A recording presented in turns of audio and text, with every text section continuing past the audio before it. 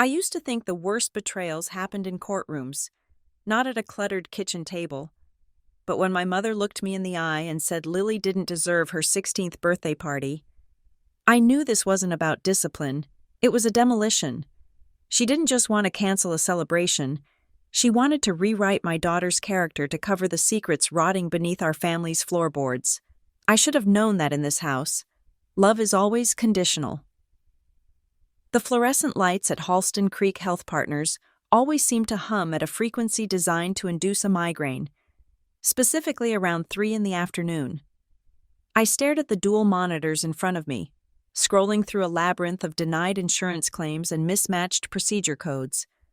My eyes felt dry, gritty from 6 hours of staring at pixels, but my fingers kept moving across the keyboard in a steady, practiced rhythm. Every corrected claim was a tiny victory, a few more dollars secured for the practice, and more importantly, a few more hours of job security for me. I reached for my water bottle and knocked over the thick, plastic-sleeved binder resting on the edge of my desk. It hit the carpet with a heavy thud. My coworker, Sarah, peeked over the partition, her eyebrows raised. "You okay over there?" "I am fine," I said, bending down to retrieve it. "Just clumsy." I smoothed the cover of the binder. It was not work-related. Inside, organized with color-coded tabs and sticky notes, was the blueprint for the most important night of my year, Lily's 16th birthday, the Sweet 16, to some people in Cedar Ridge, Pennsylvania. A 16th birthday was just another Saturday night. To the wealthier families on the hill, it was a debutante ball in miniature, involving hired event planners and cars with oversized bows in the driveway.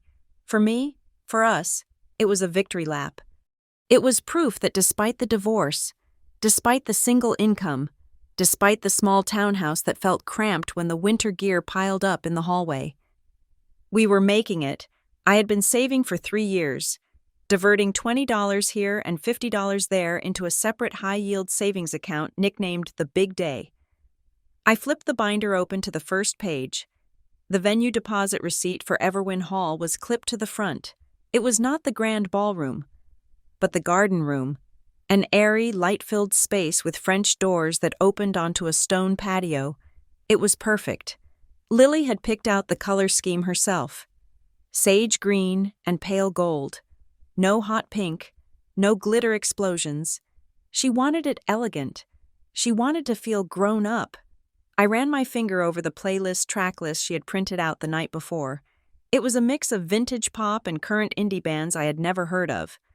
She had spent weeks curating it, agonizing over the transition from dinner music to dancing music. This was good. We were good. I closed the binder and tucked it into my tote bag, signaling the end of my shift. The drive home was autopilot, the familiar winding roads of suburbia blurring past. I stopped at the grocery store to pick up a rotisserie chicken and a bag of salad for dinner, my mind already drifting to the DIY centerpieces I planned to assemble on the kitchen island that evening.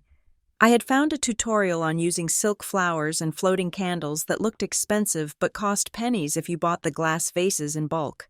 When I turned onto my street, the low sun was casting long, stretching shadows across the lawns. I felt a small knot of satisfaction loosen in my chest. Then I saw the driveway. A black SUV was parked behind my sedan, blocking the garage. It was spotless, polished to a mirror shine, looking out of place against the faded siding of my duplex. My stomach dropped, the satisfaction replaced instantly by a cold, familiar dread. It was my mother's car. I parked on the street, gripping the steering wheel for a moment longer than necessary. Marjorie Butler did not do drop-bys. Marjorie Butler did not do anything without a calendar invitation and a hidden agenda. I grabbed my bag and the groceries, walking up the driveway with a deliberate slowness. The front door was unlocked. I stepped inside. The smell of my own home, vanilla candles and laundry detergent, overlaid with the sharp, expensive scent of my mother's perfume. They were in the living room. My mother, Marjorie, sat in the armchair, her posture rigid, her hands folded over her purse. She was wearing a charcoal blazer that looked tailored to within an inch of its life. On the sofa sat my sister, Kendra, and her daughter, Ava. Kendra looked pale, her eyes rimmed with red, clutching a tissue. Ava, who was 15, sat with her knees pulled up to her chest, staring at the floor. The silence in the room was heavy, suffocating. "Hi," I said, setting the groceries down on the entry table. "To what do I owe the pleasure?" Marjorie did not smile. She turned her head slowly, fixing me with a look I had known since childhood. It was the look of a judge who had already signed the sentencing papers. "Where is Lily?" Marjorie asked. Her voice was level, devoid of warmth. "She is at band practice." I said, "She will be home in an hour. Why? Is something wrong?" Kendra let out a small, choked sob. Marjorie reached over and patted Kendra's knee, a gesture that looked more restraining than comforting. "We need to talk about this party," Marjorie said. I frowned, stepping fully into the room. "The party? What about it?" "You need to cancel it," she said. The words hung in the air, absurd and sharp. I laughed, a short, nervous sound. "Excuse me? You heard me?" "Bella," Marjorie said. She smoothed a non-existent wrinkle on her skirt. "You need to call the venue and the caterer and cancel Lily's party. She does not deserve it. Not after what she did to Ava." I looked at Ava. My niece refused to look up. She was picking at a loose thread on the sofa cushion, her long brown hair falling like a curtain around her face. "What are you talking about?" I asked, my voice rising. "What did she do to Ava?" "It was at the fundraiser," Kendra whispered, her voice trembling. "The youth gala on Saturday." I nodded slowly. I knew they had both been there. Lily had volunteered to hand out programs. Ava had been there with Kendra. "I picked her up from the gala," I said. "She said it was boring. But fine." She did not mention anything happening. "Of course she didn't," Marjorie said, her tone dripping with disdain. "Why would she admit to being cruel?" "Specifics." "Mom," I said, crossing my arms, "I need specifics.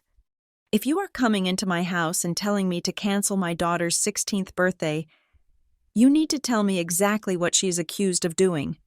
"She humiliated her," Kendra said, her voice gaining a little strength. "In front of everyone. She mocked her. She said things, hateful things, about the family, about us." "What things?" I pressed. "I will not repeat them." Marjorie cut in. "They were vulgar. They were vicious. And they were public." I felt a flash of heat up my neck. This was classic Marjorie. Maximum punishment for a vague crime. The severity of the sentence was always the proof of the guilt. "I am not canceling a party based on hateful things," I said firmly. "Lily has been looking forward to this for 2 years. I have deposits down. Invitations are out. Then you will have to explain to your guests why your daughter is not the angel you pretend she is." Marjorie said, "This is not about the guests," I said. "This is about you coming in here and demanding I punish my child without even letting me hear her side of the story." "Her side?" Marjorie stood up. She was not a tall woman, but she had a way of expanding to fill a room with her disapproval. "There are no sides here. Bella, there is right and there is wrong. What Lily did was wrong. It was malice. And if you reward that behavior with a party, you are failing as a mother. Again." The word hung there. Again. It was a hook, baited with 30 years of history. It was a reminder of my own teenage years, of every mistake I had ever made. Every time I had been told I was difficult, rebellious, ungrateful. I took a deep breath, forcing my heart rate to slow down. I was not 16 anymore. I was 32. I paid my own mortgage. I bought my own groceries. I am not failing, I said, my voice steady. And I am not canceling anything until I speak to Lily. And frankly, until I hear from Ava. I looked directly at my niece. "Ava, honey, look at me." Ava froze. Kendra put an arm around her daughter's shoulders, pulling her closer. "Don't interrogate her," Kendra snapped. "She has been through enough. I am not interrogating her," I said. "I am asking her to tell me, in her own words, what happened." "Ava?" Ava looked up for a split second. Her eyes were wide, glassy with tears. She looked terrified, not angry, not hurt, terrified. She said I was a thief. Ava whispered. A thief? I repeated. She said I stole the committee spot. Ava said, her voice barely audible, and then she said the only reason I get anything is because Grandma pays for it. The room went silent. That is a lie, Marjorie said icily, but it is exactly the kind of poison I would expect Lily to spew. Jealousy. Pure jealousy. I looked at Ava.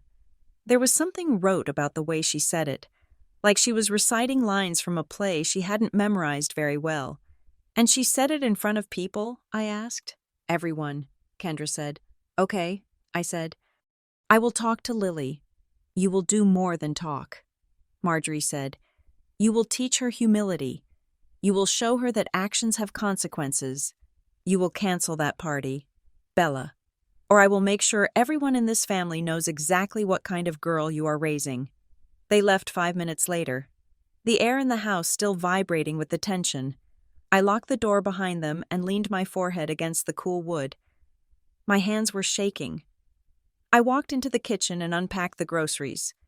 The rotisserie chicken sat on the counter, looking unappealing. I grabbed a glass of water and sat at the island, staring at the centerpieces I had been so excited to build.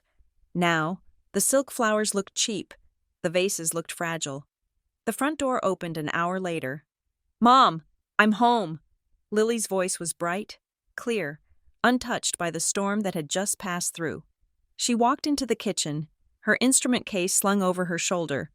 Her cheeks flushed from the cold. Hey, she said, dropping her bag on a chair. I am starving. Is that chicken? I looked at her, really looked at her. She was wearing her favorite oversized hoodie and leggings. Her hair was pulled back in a messy ponytail. She looked like my Lily, the girl who cried during dog food commercials, the girl who spent her allowance buying snacks for the math tutors. Sit down. Lil, I said. The tone of my voice stopped her halfway to the fridge. She froze, then turned slowly. What is it? She asked. Her face fell. Is it Dad? No, I said quickly. Dad is fine. She relaxed slightly, but the wariness remained. Then what? You have your serious, bill-paying face on. Grandma and Aunt Kendra were just here, I said, with Ava. Lily's expression shifted. It tightened. Her eyes narrowed. Just a fraction. Oh, they told me something happened at the youth gala. I said, they said there was a fight. It wasn't a fight, Lily said, pulling out a stool and sitting down. It was words. Mom said you humiliated Ava, I said. She said you called her a thief and said nasty things about the family money. Lily's mouth dropped open. I did not. Lower your voice, I said gently. Just tell me. What happened? Lily took a breath. She looked frustrated, her hands gripping the edge of the granite counter. Okay, so, we were by the refreshments table, she said. Ava was there with some of her friends from the private school. I went over to say hi. I was trying to be nice, Mom, I swear. And one of her friends made a joke about my shoes. Just something stupid, like, oh, look at the vintage vibe.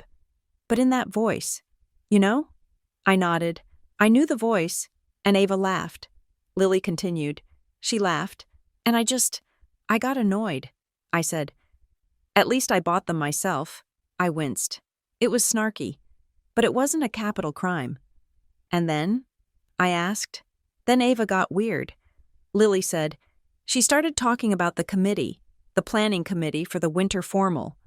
She got the lead spot, the one I applied for, and she looked at me and said, maybe if you had better connections, you would have gotten it. I felt a flash of anger on my daughter's behalf, so I said, yeah, or maybe if my grandmother wasn't the donor, I would have a fair shot. I closed my eyes. Okay, there it was. I shouldn't have said it. Lily said quickly, I know, it was mean. But Mom, I didn't scream it. I didn't make a scene. It was just us. Her friends giggled, and Ava turned red, and I walked away. I texted her later and apologized. I said I was sorry and that I was just stressed. She says you called her a thief. I said, I never used that word. Lily insisted. Never.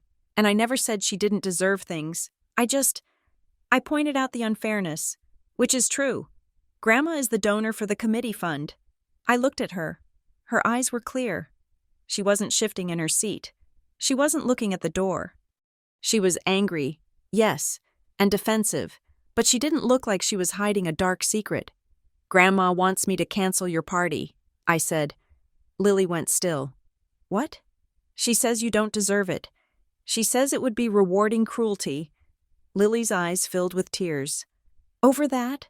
Over one sentence? Mom, that's insane. I know. I said. I reached across the counter and covered her hand with mine. Are you going to? She asked, her voice small. Cancel it? I looked at the binder sitting on the table in the other room. I thought about the 3 years of savings. I thought about Marjorie's face, the satisfaction in her eyes when she delivered the ultimatum. No, I said. Lily let out a breath she had been holding.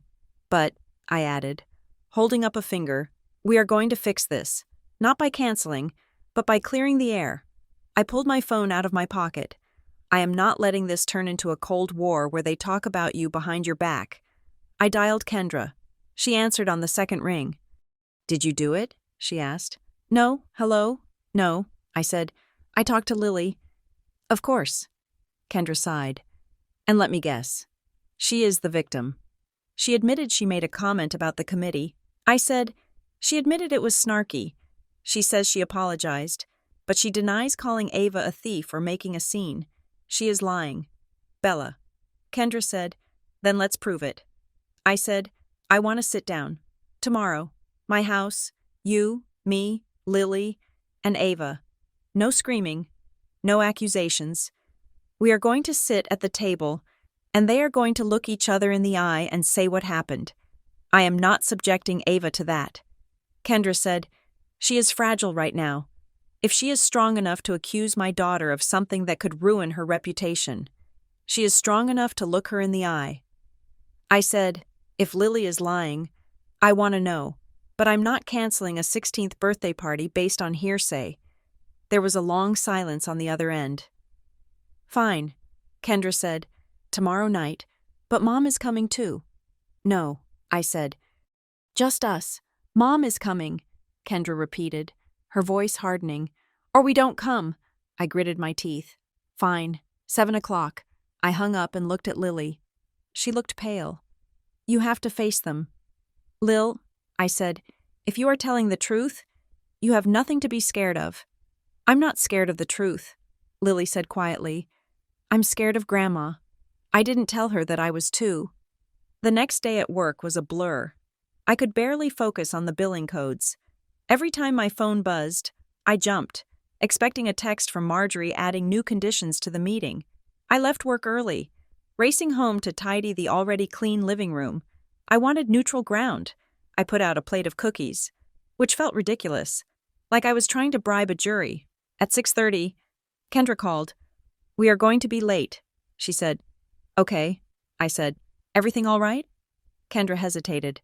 Look, Bella, I just want to warn you, it's not just the family. What do you mean? I had coffee with Diane Kessler this morning. Kendra said, you know her? She's on the PTA board. I knew her. Diane was one of those women who treated the high school hallway like a political war room. She heard about it, Kendra said, about Lily. Heard what? I asked, gripping the phone. That Lily has a history, Kendra said. That this wasn't the first time. Apparently, there are rumors about her bullying other girls. My stomach turned over. That is garbage. Kendra, Lily is a band geek. She tutors freshmen. She has never been in detention in her life. I'm just telling you what people are saying. Kendra said, where there is smoke, there is fire. Bella, maybe you just don't see it because you're never around. The dig landed because you work full-time, because you're a single mom. I am around plenty.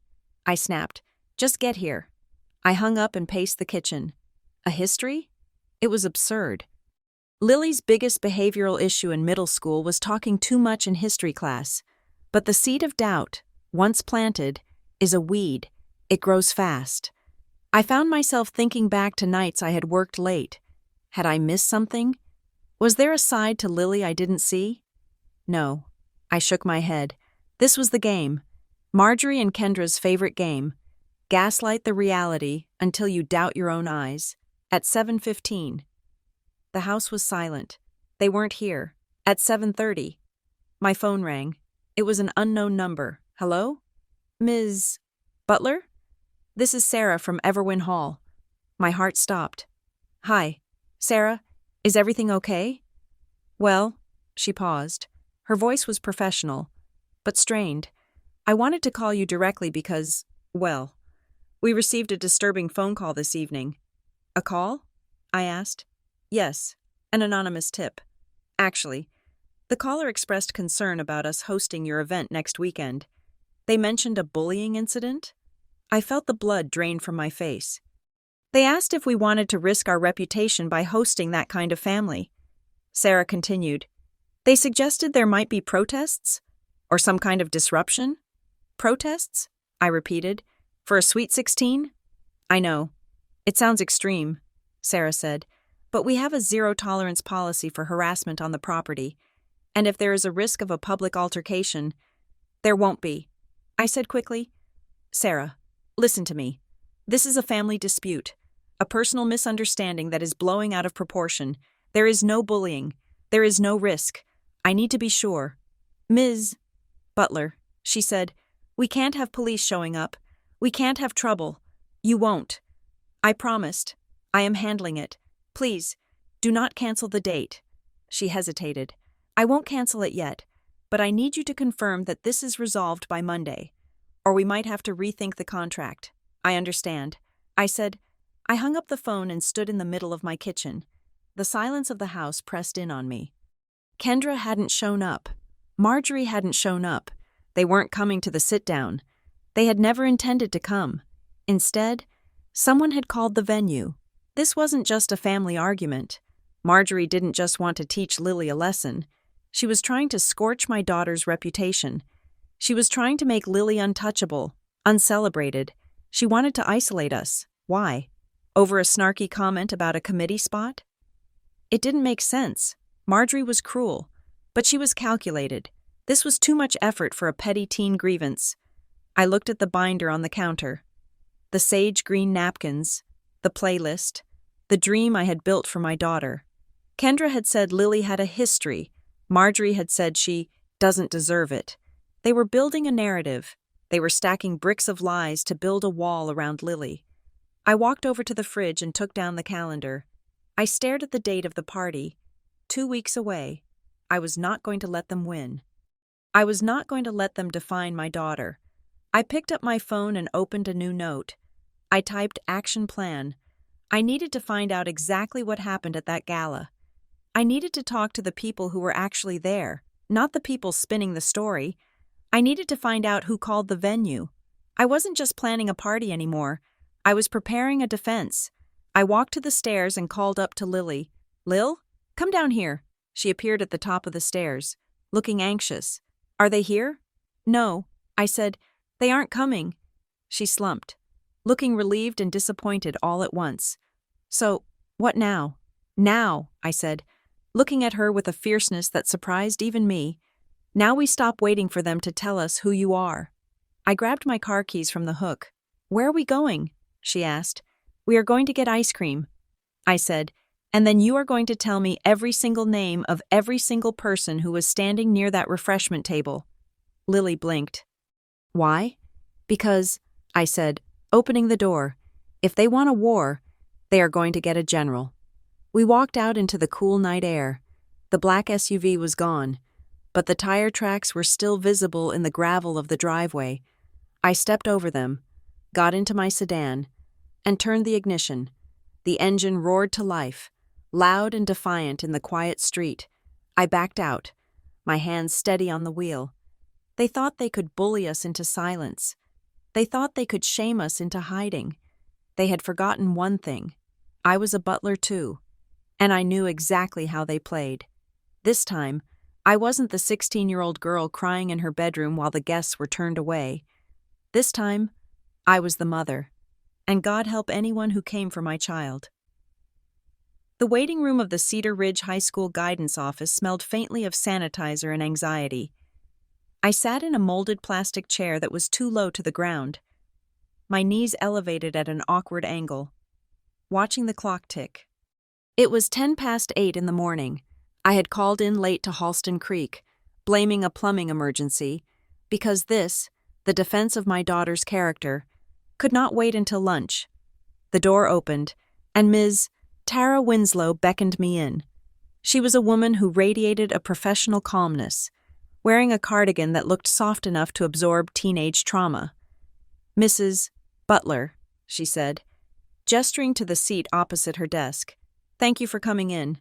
I sat down, keeping my posture straight. "I am not here to make a scene, Ms. Winslow. I am here because my family is currently imploding over an incident that allegedly happened at the youth gala. My mother and sister are demanding I cancel Lily's 16th birthday party based on rumors. I need to know if the school is aware of anything real." Ms. Winslow folded her hands on her desk.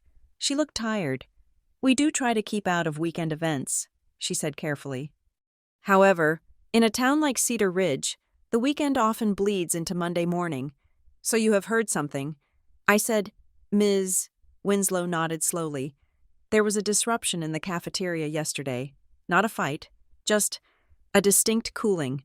A few girls moved tables when Lily sat down. We intervened before it escalated." My stomach tightened. "Because of the gala? Because of the rumor?" Ms. Winslow corrected. "Look, Bella. Can I call you Bella? Please." I said. "Teens operate on a currency of information," she said. "Right now, the currency is a story that Lily mocked a sensitive family tragedy regarding her cousin Ava." I stiffened. "A family tragedy?" Ms. Winslow hesitated. "I cannot give you specifics about another student's private files or family situation. But the word circulating is that Lily made a comment about Ava's late uncle, that she mocked his death." I felt the blood drain from my face. Ava's uncle on her father's side, David, had died in a car accident 3 years ago. Correct. It had been devastating for Ava. The idea that Lily, my Lily, who had baked cookies for Ava's family the week of the funeral, would mock that? It was impossible. "That is a lie," I said, my voice shaking slightly. "Lily would never do that." Ms. Winslow looked at me with a mixture of sympathy and professional detachment. "I am inclined to believe you, based on Lily's record here. She is a peer tutor. She is in the band. She has never had a disciplinary write-up. But, Bella, the rumor is specific, and it is being treated as fact by the student body. Is there proof?" I asked. "There is talk of a screenshot." Ms. Winslow said, "I have not seen it, but once an image circulates, the truth often struggles to catch up." I stood up. I needed to get out of there. I needed air. "Thank you," I said. "If you see this screenshot, or if anyone bullies Lily today, please call me immediately. We are keeping an eye on it." She promised. I walked out to my car, the morning sun glaring off the asphalt. My hands were gripping the keys so hard my knuckles were white. Mocking a death, that was the nuclear option. That wasn't just mean girl behavior. That was social suicide. If Marjorie and Kendra were peddling that story, they weren't trying to teach Lily a lesson. They were trying to destroy her. I sat in the driver's seat and stared at my phone. I needed a source who wasn't on Marjorie's payroll. I scrolled to a number I hadn't dialed in 6 months. Elliot Shaw, Kendra's ex-husband, Ava's father. He answered on the 4th ring, his voice gruff, accompanied by the background noise of hydraulic drills. He ran a small auto repair shop on the edge of town. "Bella?" he asked. "Everything okay?" "Hi, Elliot." I said, "I am sorry to bother you at work, but I need to ask you about the gala." He sighed, a heavy, weary sound that transmitted clearly through the phone line. "The party thing, right? Kendra has been texting me nonstop. She wants me to ban Lily from coming to my house on weekends." "Elliot," I said, keeping my voice level. "They are saying Lily mocked David's death." The drills in the background seemed to fade as Elliot went silent. "That is what Kendra told me," Elliot said eventually. "She said Lily made a joke about the crash. Do you believe that? I asked. You know Lily. You have known her since she was in diapers. Do you believe she would do that? Elliot hesitated. I don't want to. Bella. Lily has always been a good kid. But Ava came home crying. She was a mess. She said Lily was jealous about some committee position. Ms. Winslow mentioned a screenshot. I said, have you seen it? No. Elliot said, Kendra said she saw it. She said it was from a group chat. Look, Bella, I am trying to stay out of the crossfire here. She is in a mood. She needs the story to be one way right now. What does that mean? I asked. Needs it to be one way? It means she is stressed. Elliot said, the boutique isn't doing well. Marjorie is breathing down her neck. When Kendra feels cornered, she lashes out. You know that. I did know that. But using a dead uncle as ammunition? That was a new low. Elliot, I said, if you see this screenshot, send it to me. Please, I am not going to let Lily be crucified for something she didn't do. I will keep an eye out. He said, you might want to talk to Diane Kessler. She was a chaperone at the gala. She saw the initial argument. Diane. Kendra had mentioned her, the woman who treated gossip like a competitive sport. Thanks, Elliot. I said. I hung up and started the car. I didn't want to call Diane. I wanted to drive to her house and look her in the face. Diane lived in the newer subdivision, the one with the homeowner association that measured grass height with a ruler.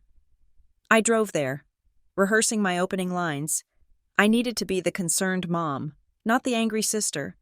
Diane responded to weakness and politeness. She shut down at aggression. I pulled up to her curb. Diane was in her front yard, ostensibly weeding a flower bed that already looked perfect. She looked up as I approached, her eyes widening behind oversized sunglasses. Bella, she said, standing up and wiping her gloved hands on her jeans. This is a surprise. Hi, Diane, I said, forcing a smile. I was just in the neighborhood dropping off some paperwork and thought I would take a chance. Do you have a minute? She looked wary, but curiosity won out. Sure. Is this about Saturday? I nodded. I am trying to get the facts straight. Diane, I keep hearing different versions. Elliot mentioned you were right there when the girls argued. Diane leaned against her porch railing. It was awkward. Bella, I won't lie. I was by the punch bowl. Ava was with her little group, showing them something on her phone. Lily walked up and they started whispering. Did you hear what Lily said? I asked. Not at first, Diane said, but then Ava got loud. She said, you are just jealous because I earned this. And Lily said something about money. That part was clear. She said, buying a spot isn't the same as earning it. I nodded. That matched Lily's story. And then? I asked. Then Ava showed Lily the phone. Diane said, and she said, at least I don't say things like this.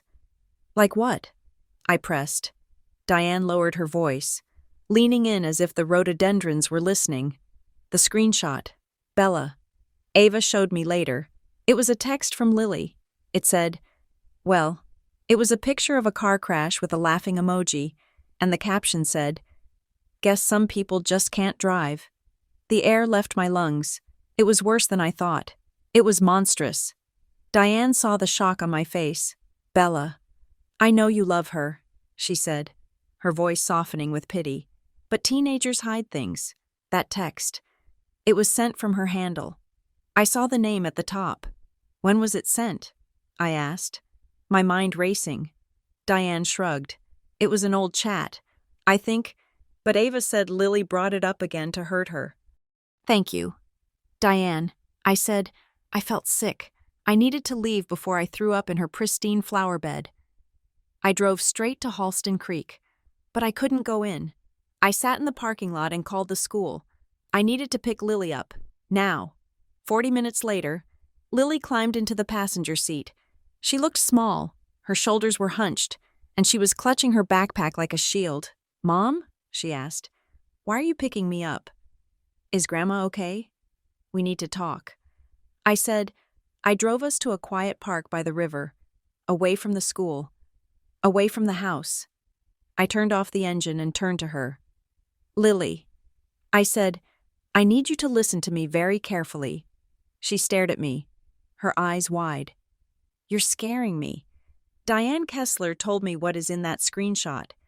I said, she says it is a picture of a car crash, with a laughing emoji, and a comment about people not knowing how to drive. Lily's mouth fell open. She looked like I had just slapped her. What? She whispered. She says it makes fun of Uncle David. I said, no, Lily screamed. The sound was raw, primal. No, Mom, I would never. I loved Uncle David. He taught me how to fish. I cried for weeks when he died. I watched her face. This wasn't the defensive anger of a caught teenager. This was horror. Show me your phone, I said. She fumbled for it, her hands shaking so hard she dropped it once before unlocking it. She shoved it into my hands. Look, she cried. Look at everything. Read every text I have ever sent. I never said that. I took the phone. I didn't know where to look. Exactly. If it was an old chat, it could be buried. Do you have a group chat with Ava? I asked. We used to, Lily said, wiping tears from her face. The cousin crew chat, but nobody has posted in it for 6 months. Since Ava started hanging out with the private school girls, I opened her messages. I found the group chat. I scrolled up and up and up. There were memes. There were plans for movies. There were complaints about homework. There was no car crash, no laughing emoji. I handed the phone back to her. It is not there. I said, because I didn't send it. Lily sobbed. Mom, Ava showed people a picture on her phone. She had a screenshot, but it wasn't on my phone. I sat back, thinking, if Ava had a screenshot of a message that didn't exist on Lily's phone, there were 2 possibilities. 1, Lily deleted it. 2, it never existed. If Lily had deleted it, the timing would still be on the server records. But the reaction, Lily's grief, was real. Lily. I said, do you remember sending any text that could have been twisted? Maybe a picture of a video game? A movie scene? No, Lily insisted. Okay, I said, I believe you. She looked at me, her chest heaving. You do? Yes, I said, because I know you, and because that comment is not something you say by accident. That is calculated cruelty, and you are not cruel. I started the car. We are going home. When we got back to the townhouse, I asked Lily to airplay her phone to my laptop. I want you to find the last conversation you had in that group chat. I said. She pulled it up. It was dated 5 months ago. It was a discussion about what color to wear to Thanksgiving. I took a picture of the screen with my own phone. Then I sat thinking. Ava was showing a screenshot, a static image. I called Elliot again. Elliot, I said, I need you to do something for me, and you need to do it without Kendra knowing. What? He asked, sounding wary. I need that screenshot. I said, Ava has it on her phone. You are her dad. You pay the bill. Ask to see her phone. Tell her you want to check her data usage. Anything. Just get that image and forward it to me. Bella. Elliot. They are accusing Lily of mocking David. I said, if this is fake, I need to know. If it is real, I will cancel the party and put Lily in therapy. But I need to see it. He sighed. I will try. She is coming over for dinner tonight. I waited. The hours stretched out. I tried to do some work from home, logging into the billing portal, but the numbers swam before my eyes. Lily was in her room, presumably staring at the ceiling, at 7:15. My phone buzzed. A message from Elliot. No text, just an image. I opened it. It was a screenshot of a text conversation. The contact at the top said, Lily. The profile picture was Lily's current selfie, and there it was. A blurry image of a car fender bender, and the text, guess some people just can't drive. LOL. My stomach dropped. It looked real. But then I zoomed in. I pinched the screen, expanding the image until the pixels blurred. I looked at the timestamp.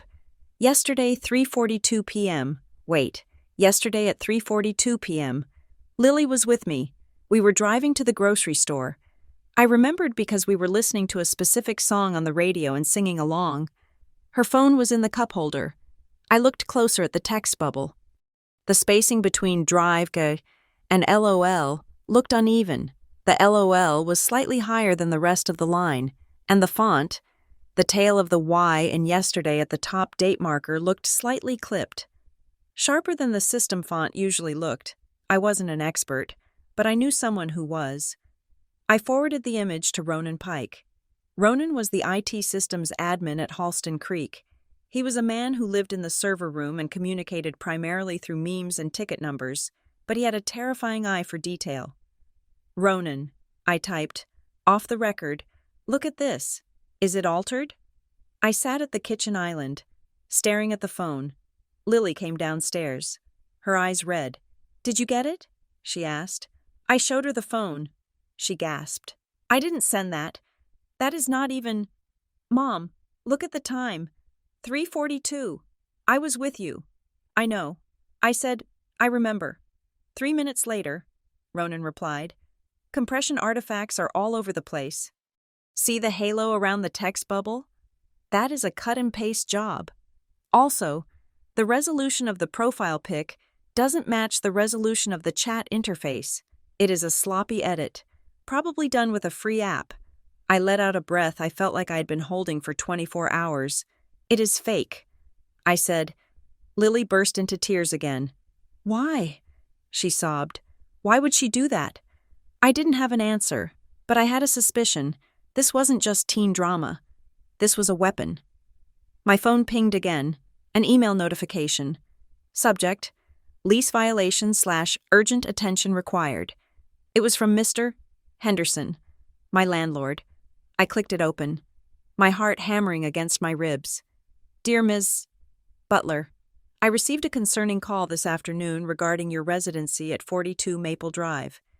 I have been informed that you are hosting unapproved gatherings on the premises that may violate the safety clause of your lease. The caller indicated that there is illicit activity occurring involving minors. Please clarify immediately. As you know, our lease agreement is strict regarding noise and illegal conduct. If there is police involvement, it is grounds for immediate eviction." I stared at the screen. Illicit activity? Police involvement? The caller. It had to be Marjorie. The rage that rose up in me was cold and sharp. It wasn't the hot flash of anger I felt earlier. This was different. This was survival instinct. Marjorie wasn't just attacking the party. She was attacking my home. She was trying to make me homeless. I stood up. "Lily, stay here. Where are you going?" "I am going to make a phone call," I said. I walked out onto the back patio, closing the glass door behind me. The night air was biting. I dialed Marjorie's number. She answered on the first ring. "Hello, Bella? Have you come to your senses?" Her voice was calm, smug. "Did you call my landlord?" I asked. I heard the faint sound of a television in the background. "I don't know what you mean." "Don't lie to me." "Mom," I said, "Mr. Henderson just emailed me. Someone told him I am hosting illegal gatherings. Someone told the venue we are a liability. I am simply looking out for the community." Marjorie said, "If you are going to allow your daughter to behave like a delinquent, you cannot expect people to turn a blind eye." "She is not a delinquent," I shouted, forgetting my plan to stay calm. "She is an honor roll student who is being framed by your favorite grandchild." "Framed?" Marjorie laughed, a harsh, barking sound. "Oh, Bella, always the victim. Just like when you were 16. It is never your fault. Is it? This is not about me." I said, "It is always about you." She snapped. "The way you parent, the way you let her run wild. I am doing this for your own good. You are not capable of handling this situation. So I am stepping in. You are trying to get us evicted," I said. "You are trying to get the party canceled by force because I wouldn't do it by choice." "I am protecting Ava," Marjorie said, "and I am protecting the family name. If you persist in this denial, Bella, you are going to find that the world is a very difficult place to navigate without family support." "Is that a threat?" "It is a reality check," she said. "Cancel the party, apologize to Kendra, make Lily apologize to Ava publicly, and maybe, just maybe, Mr. Henderson won't receive the follow-up photos I was planning to send him. Photos? I asked. What photos? The ones of the empty beer bottles in your recycling bin. Marjorie said, evidence of underage drinking. My blood ran cold. I didn't drink beer. Lily didn't drink. You put them there, I whispered. I am just an observer. Bella, she said, I suggest you make the right choice. If you push this, you will lose more than a party. You will lose everything. She hung up. I stood in the dark. The phone pressed to my ear, listening to the dial tone. She had planted trash in my bins. She had forged, or helped forge, a text message. She was willing to destroy my housing, my reputation, and my daughter's future to protect. What? Ava's feelings? No, this was too big for feelings. You don't go to war like this over a high school snub. You go to war like this when you are hiding something. I walked back inside. Lily was sitting at the table, looking at me with wide, frightened eyes. Mom? I sat down across from her. I opened my laptop. What are you doing? She asked. I am starting a file, I said. I created a new folder on my desktop. I named it The Truth. I dragged the screenshot of the forged text into it. I took a screenshot of Mr. Henderson's email and dragged it in. I wrote down the time of Marjorie's call and exactly what she said about the beer bottles. I am not canceling the party, I said, typing furiously, and I'm not apologizing. Lily watched me, but Grandma said, Grandma is scared, I said, looking up. Scared of what? I don't know yet, I said. But people who tell the truth don't need to plant fake evidence. I felt the old dynamic rising up, the ghost of the 16-year-old girl who had let Marjorie convince her she was crazy, the girl who had apologized for things she hadn't done just to keep the peace. That girl was gone. I looked at the venue contract in my binder. I looked at the bank statement for the savings account. Tomorrow, I was going to the bank. Marjorie had mentioned money when I was younger. Trusts, funds, things that were complicated. I had never asked questions. I had just been grateful for whatever scraps were thrown my way. But if Marjorie was willing to burn down my house to keep me silent, there was something in the ashes she didn't want me to see. I closed the laptop with a snap. Go to bed. Lil, I said, try to sleep. What are you going to do? She asked. I'm going to check the recycling bins, I said, and then I am going to make sure that whatever they throw at us next, we catch it. I watched her walk upstairs. My hand hovered over the phone. I wanted to call Graham, my father. He had been out of the picture for years, living his quiet life in Linden Harbor, avoiding Marjorie's wrath, but he knew her playbook. He knew what happened to my sweet 16. I dialed his number. It was late, but I didn't care. Hello? His voice was thick with sleep. Dad, it is Bella. Bella? Is everything okay? No, I said. Mom is doing it again. She is canceling a 16th birthday. But this time, I need to know why. There was a long silence on the line. She is bringing up the past, isn't she? Graham asked quietly. She is bringing up everything. I said, Dad, what really happened when I was 16? Why did she really cancel my party? Graham sighed. It wasn't about your behavior. Bella, it was about Kendra. What about Kendra? She needed the money. Graham said, Marjorie used your party fund to pay off Kendra's first credit card debt. She needed a reason to cancel, so she wouldn't have to admit the money was gone. So she made you the villain. The realization hit me like a physical blow. It was never about discipline. It was about theft. And if history was repeating itself, I looked at the Big Day Savings Account tab open on my browser. I hadn't checked the balance in 2 weeks because I'd been so confident. I clicked refresh. The screen blinked. Current balance, $42.50. It should have been $3,000. I stared at the number, the cursor blinking innocently next to the ruin of my plans. They hadn't just tried to cancel the party. They had already spent it. The morning light filtering through the blinds of my office at Halston Creek felt abrasive, stripping away the illusion of calm I had tried to plaster over my face before walking through the doors. I was not just a billing specialist today, I was a woman holding a grenade, waiting for the pin to be pulled. I sat at my desk, staring at the high-resolution monitor Ronan Pike had swiveled toward me. The office was quiet. The pre-coffee lull before the phone started ringing with patients confused about their deductibles. "Look right here," Ronan said, tapping the screen with a pen. He had blown up the screenshot Elliot had sent me, the damning evidence of Lily's alleged cruelty, until it was a landscape of blocky pixels. I leaned in, squinting. "It just looks blurry to me." "Ronan, exactly," he said, "but look at the compression artifacts.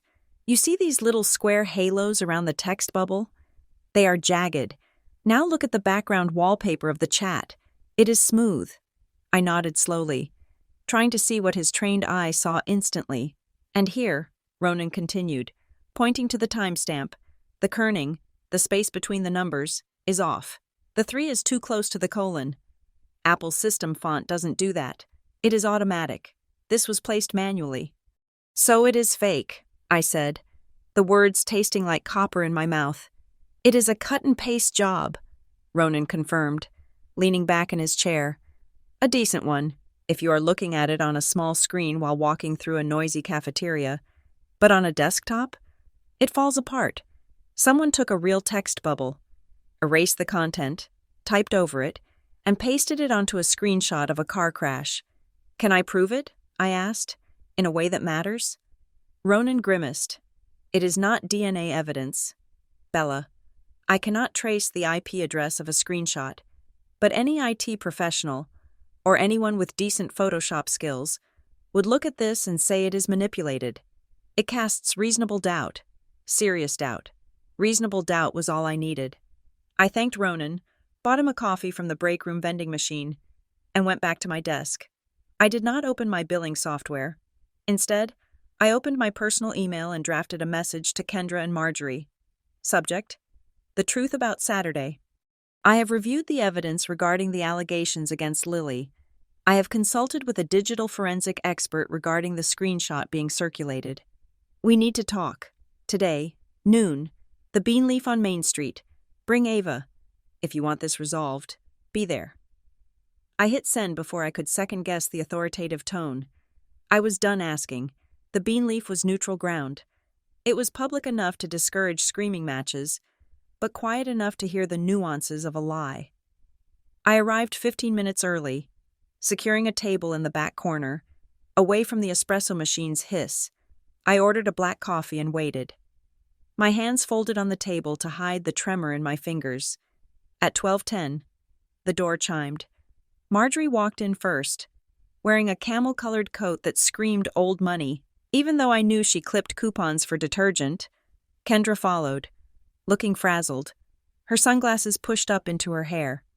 Ava trailed behind them, her shoulders hunched, looking at her phone. They approached the table like a firing squad coming to inspect the condemned. "You have 5 minutes," Marjorie said, sitting down without taking off her coat. "I have a garden club meeting at 1. "Hello to you too." "Mom," I said evenly. "Kendra, Ava, thank you for coming." Kendra sat down heavily, dropping her designer bag on the floor. "This is ridiculous. Bella, we shouldn't be here. We should be protecting Ava from further harassment, not dragging her out to coffee with the enemy." I looked at my niece. Ava refused to meet my eyes. She was tracing the wood grain of the table with a manicured fingernail. "Lily is not the enemy," I said, "and neither am I. I asked you here because I want to understand. I want to clear the air before this destroys our family." I set a printed copy of the enlarged screenshot on the table. "I had this analyzed," I said. Kendra scoffed. "Analyzed? By who? Your geek friend at the billing office?" "By a professional." I lied smoothly, and they confirmed what I suspected. "This image has been altered. The text was superimposed. Lily never sent this message." I watched their faces. Marjorie didn't blink. Kendra's eyes widened slightly, then narrowed. Ava stopped tracing the wood. "That is desperate, Bella," Kendra said, her voice rising. "Accusing a 15-year-old of forgery? You are grasping at straws. I am looking for the truth." I said, I turned to Ava. Ava, I said gently, I am not mad at you. I know how much pressure you are under, but I need you to tell me the truth. Did you receive this text on your phone? Directly? Ava's eyes darted to Kendra. It was a quick, instinctive check-in, the way a nervous actor looks at the director for a line. Kendra gave a barely perceptible nod. Yes, Ava said, her voice flat. I got it. When? I asked. Saturday, she said, right after the argument. I leaned forward. And you still have the original message thread? On your phone? Right now? Ava hesitated. She looked at Kendra again. She deleted it. Kendra interjected quickly. She was upset. She didn't want to see it anymore. She deleted the proof, I asked, but she kept the screenshot? She sent the screenshot to her friend. Kendra said, to vent. That is how we have it. Which friend? I asked. Kendra stiffened. That doesn't matter. We are not bringing another child into this interrogation. It matters if that friend is the source of the forgery.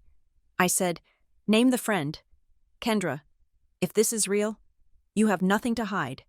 Stop it, Marjorie snapped. She slammed her hand on the table, rattling the sugar packets. You are cross-examining a child. Bella, it is unbecoming. You are bullying her just like your daughter did. I am trying to save my daughter's reputation. I shot back, keeping my voice low but intense. You are circulating a lie that she mocked a dead relative. Do you have any idea how damaging that is?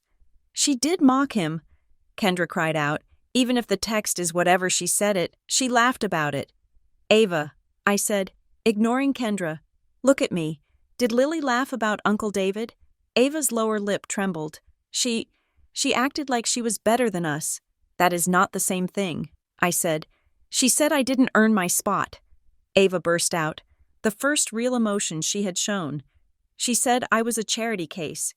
And so you decided to destroy her? I asked softly. I didn't, Ava said, tears spilling over. I told Mom what she said. And then what? I pressed. Kendra grabbed Ava's arm. That is enough. We are leaving. Sit down, Marjorie commanded. Both of them froze. Marjorie turned her cold, blue gaze on me. You are fishing. Bella, you are trying to find a technicality to excuse Lily's behavior because you cannot accept that you raised a mean girl. I raised a good person. I said, a person who doesn't lie. Why are you doing this? Mom, why are you pushing this so hard? Because someone has to maintain standards in this family, Marjorie said. You have always been loose with the truth. Bella, just like you were at 16. You think the rules don't apply to you? I froze. There it was again, the callback. What does my 16th birthday have to do with this? I asked. Everything, Marjorie said. You were out of control. You were sneaking out. You were disrespectful. We had to cancel that party to save you from yourself, to teach you that you couldn't just charm your way out of consequences. I stared at her. For 16 years, I had accepted that narrative. I had believed I was a difficult teenager, even though my memories were of honor roll certificates and nights spent babysitting. I wasn't out of control. I said slowly, I had a curfew. I had a job. I didn't drink. I didn't do drugs. What exactly did I do that was so terrible? Marjorie waved her hand dismissively. You have rewritten history to suit yourself, just like you are doing now with Lily. She stood up. We are done here. The party is canceled. Bella, if you hold it, you will be doing it without family, and everyone in this town will know why.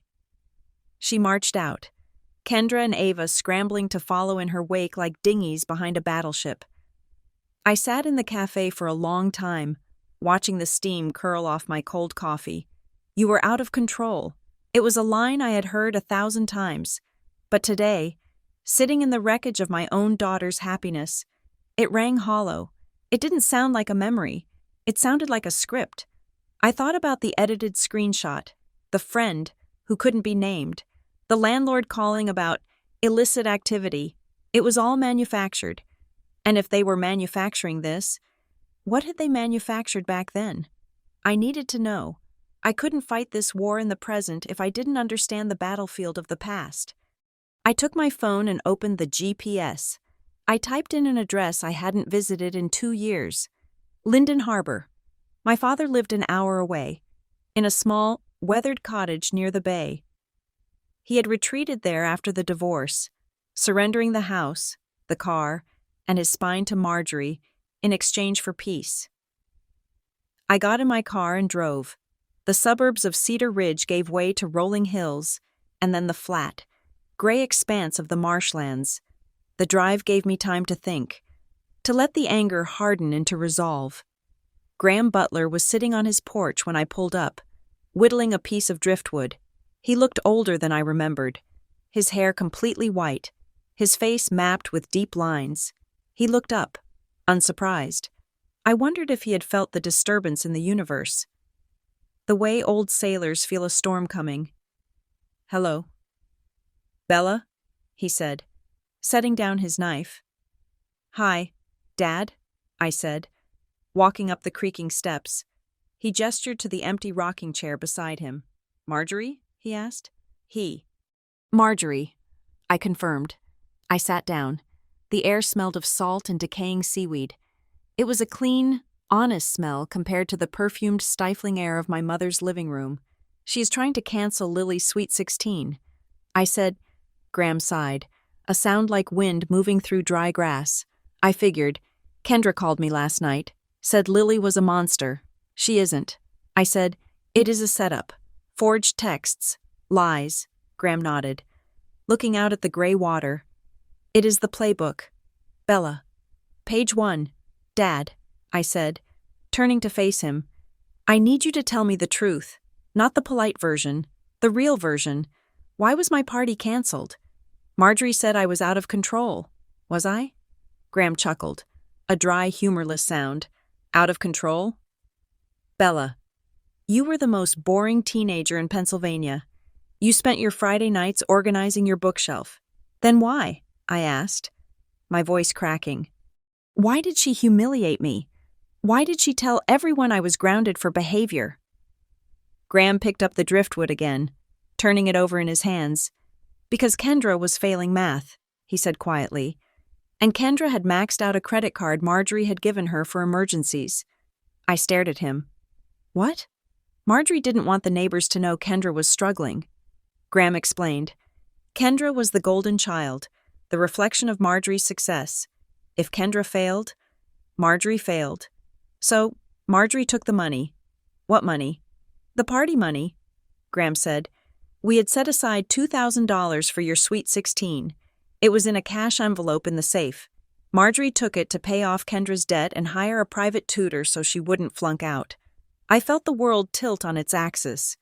She stole my birthday money to pay for Kendra's mistakes?" Graham nodded. "But she couldn't tell you that, and she certainly couldn't tell the neighbors. So she needed a reason why the party wasn't happening, a reason that made her look like a strong disciplinarian mother. So she made me the villain." I whispered. "She provoked you," Graham said. "Do you remember? The week before the party? She criticized your clothes, your grades, your friends. She pushed and pushed until you finally snapped and yelled at her. I remembered. I remembered screaming that she was unfair. I remembered slamming a door. And that was all she needed." Graham said. "She declared you unstable and canceled the party as punishment. The money was gone. Kendra was saved. And Marjorie got to play the martyr who was dealing with a difficult child." I sat back, feeling a wave of nausea. It was so simple, so efficient. It wasn't personal, Graham said, sounding sad. "It was just logistics. It is happening again." "Dad," I said, "Kendra is in debt. I know her boutique is failing, and suddenly, Lily is a villain, and Marjorie is demanding I cancel the party." Graham stopped whittling. He looked at me sharply. "Kendra is in debt?" "Deep debt." I said. "Elliot told me." Graham's face went pale. He leaned forward, dropping the wood. "Bella," he said, his voice urgent. "You need to look into the trust." "The trust?" I asked. "What trust?" "The Cedar Ridge Trust," Graham said. "Marjorie set it up when your grandfather died. It was supposed to be for education, for the grandkids, but she was obsessive about it. She kept the files in a locked drawer, the blue one in the study. She labeled it guardianship. Guardianship? I repeated. That is a legal term. Exactly, Graham said. Marjorie was the trustee, but there were conditions. I never saw the paperwork. She wouldn't let me, but she was terrified of anyone looking too closely at the family finances. She always said, "The family looks good, so the family is good." He grabbed my wrist. His grip was surprisingly strong. If she is attacking Lily this hard, it is not about a party, Bella.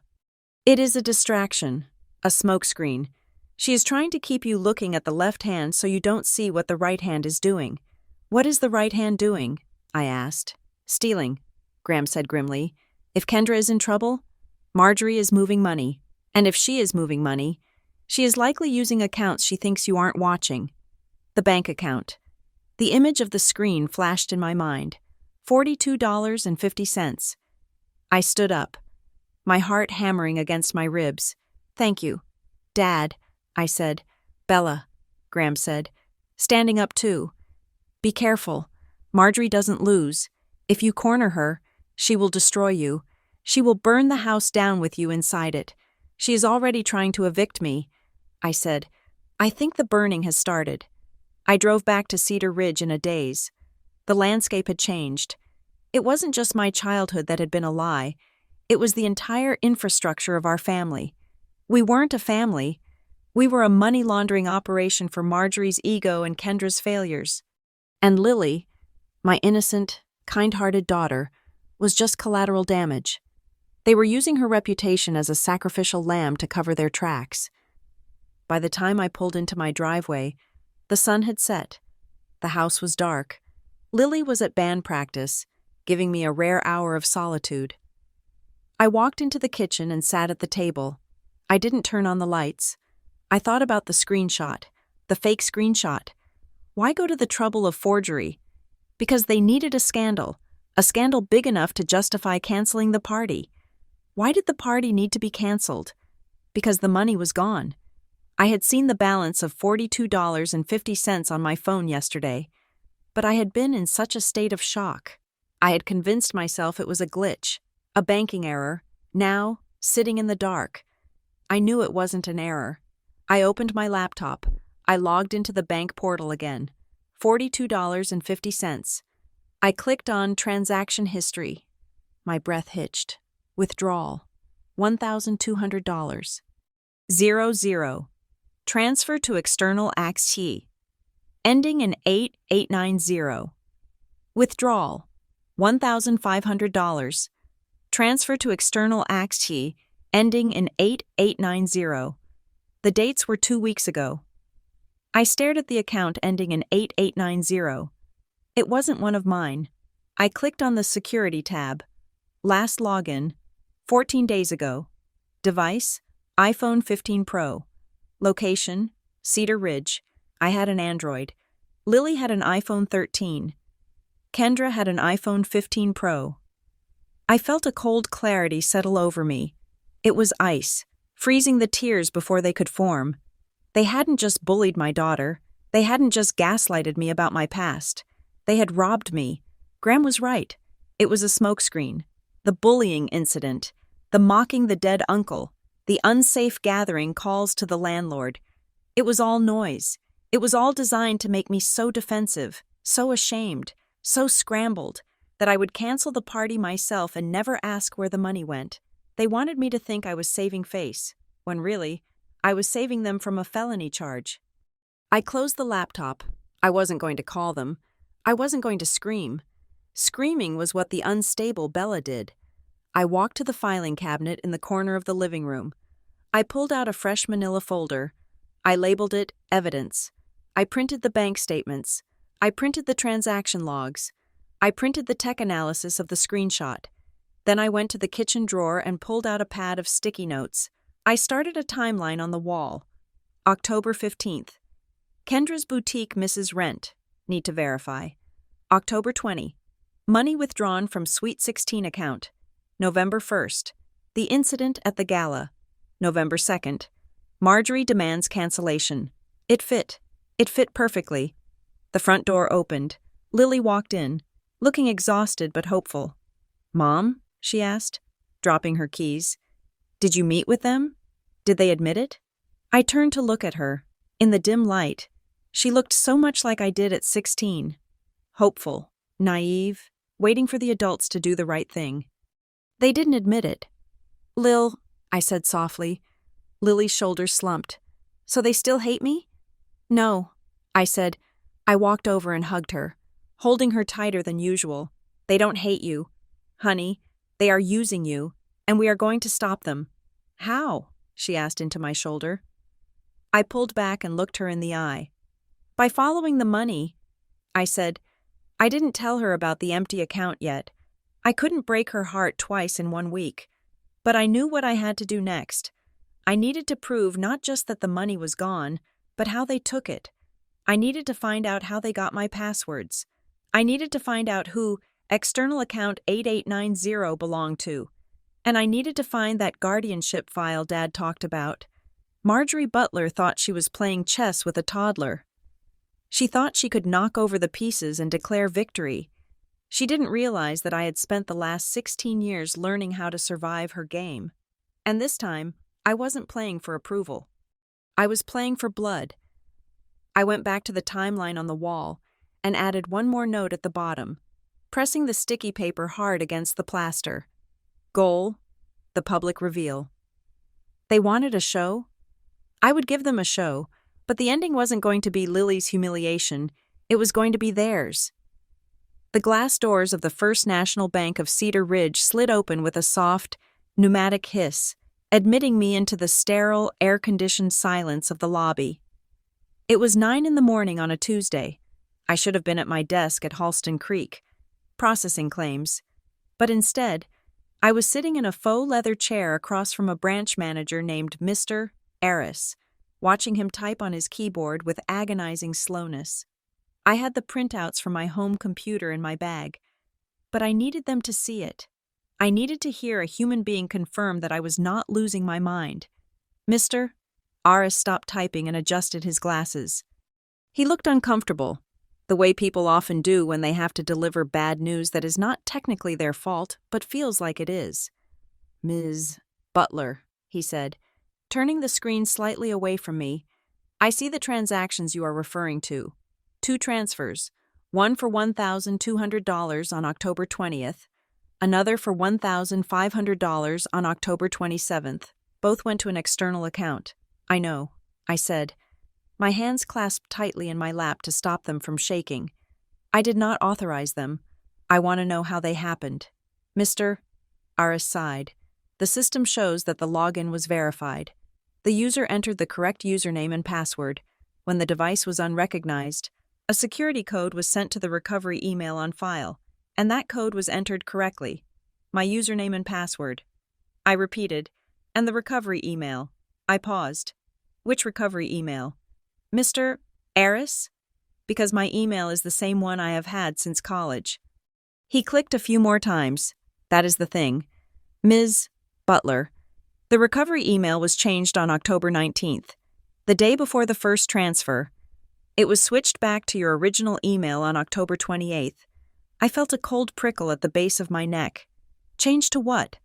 "I cannot give you the full address for privacy reasons, even though it was on your account," he said, which was a bureaucratic absurdity I did not have the energy to fight, but I can tell you it started with the letters MH and B, and the domain was a standard webmail service, M.H.B. Marjorie Helen Butler. It was not even a clever disguise. It was a signature. It was changed using the security questions. "Mr. Aris continued. The user correctly answered, "What was the name of your first pet? And in what town was your father born?" I closed my eyes. Of course they did. Marjorie had bought me that pet, a golden retriever named Buster, when I was 7. And she had been married to my father for 20 years. She knew where he was born better than I did. She had used my childhood against me. She had used the intimacy of our shared history as a skeleton key to rob her granddaughter. "I want to report this as fraud," I said, opening my eyes. Mr. Aris looked pained. Miss Butler, since the credentials were verified and the security questions were answered correctly, the bank considers this an authorized transaction. It is what we call friendly fraud or familial fraud, unless you want to file a police report against the person who did it.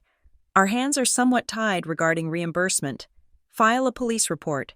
I imagined the police cruiser pulling up to Marjorie's manicured lawn. I imagined the scandal. It was exactly what Marjorie was betting against. She knew I hated conflict. She knew I valued privacy. She was banking on my silence just as much as she was banking on my money. Freeze it. I said, freeze everything. Change the passwords. Change the questions. Make the answer to, where was your father born, something nonsensical, like Mars. Make the answer to first pet, Godzilla. Lock it down. Mr. Aris. I spent the next hour scrubbing my digital life. I felt violated, not just financially, but personally. Every security question felt like a trap. Mother's maiden name, high school mascot, favorite teacher, these were not secrets. They were dinner table conversation. When I walked out of the bank, the sun was shining, but the world looked gray. I had $42.50 in the party fund. The deposit for the DJ was due in 3 days. The final catering count was due in 5. I got in my car, but I did not drive to work. I drove to the hill. Marjorie's house sat on a rise overlooking the town. A pristine colonial with black shutters and a lawn that looked like it had been trimmed with nail scissors. Kendra's car was in the driveway. Of course it was. They were probably inside, planning their next move, or perhaps celebrating the success of the last one. I slammed my car door. I didn't care if the neighbors heard. I marched up the slate walkway and didn't bother knocking. I used the key I had possessed since I was 18, a key I suddenly realized I should probably throw into the river. I walked into the foyer. Marjorie was in the living room, arranging hydrangeas in a crystal vase. Kendra was on the sofa, scrolling through her phone. They both looked up. Marjorie's expression was one of mild annoyance, as if I were a delivery person who had tracked mud onto the rug. "Bella," Marjorie said, "we were not expecting you. You stole it." I said. My voice was not loud, but it was shaking with a rage so pure it felt like vibration. "Excuse me?" Kendra said, lowering her phone. "You stole the party money," I said, walking further into the room. $2,700. You hacked into my account. You changed the recovery email to yours, MHB, right, Mom, and you transferred it to an account ending in 8890. The room went deadly silent. Marjorie snipped a stem off a hydrangea with a sharp click. "You are hysterical," Marjorie said calmly. "I am not hysterical," I shouted. "I just came from the bank. They have the logs. Mom, they saw the email change. They saw the transfer." "Bella, you are being paranoid," Kendra said, standing up. Her face was pale, but her voice had the practiced cadence of someone who had been rehearsing this denial. "Why would we take your money?" "Because you are broke." "Kendra," I turned on her. "Elliot told me about the boutique. Dad told me about the credit cards. And Mom decided that Lily's birthday money was better spent bailing you out again, just like she did when I was 16. Kendra flinched. She looked at Marjorie, panic flickering in her eyes. Marjorie set down the shears. She wiped her hands on a linen towel. "You are making this about money to avoid the real issue," she said. "The real issue is grand larceny," I said. "The real issue is that your daughter is a bully who needs to be held accountable." Marjorie countered, her voice rising to match mine. "You are deflecting. Bella, you are inventing these wild conspiracy theories about banks and emails because you cannot face the fact that you have raised a cruel child. I am not inventing it." I pointed a finger at her. "The email address was yours. The security questions were about us. So now it is a crime to know where your father was born?" Marjorie asked, raising an eyebrow. "If your account was compromised, that is your own negligence. Perhaps you should have been more careful with your information. But do not come into my house and accuse me of theft because you are looking for a scapegoat for your financial irresponsibility." "Financial irresponsibility?" I laughed. A harsh, broken sound. I saved that money for 3 years, dollar by dollar. And you took it in 2 clicks. Prove it, Marjorie said. The words hung in the air. Prove it. She knew I couldn't. Not without the police.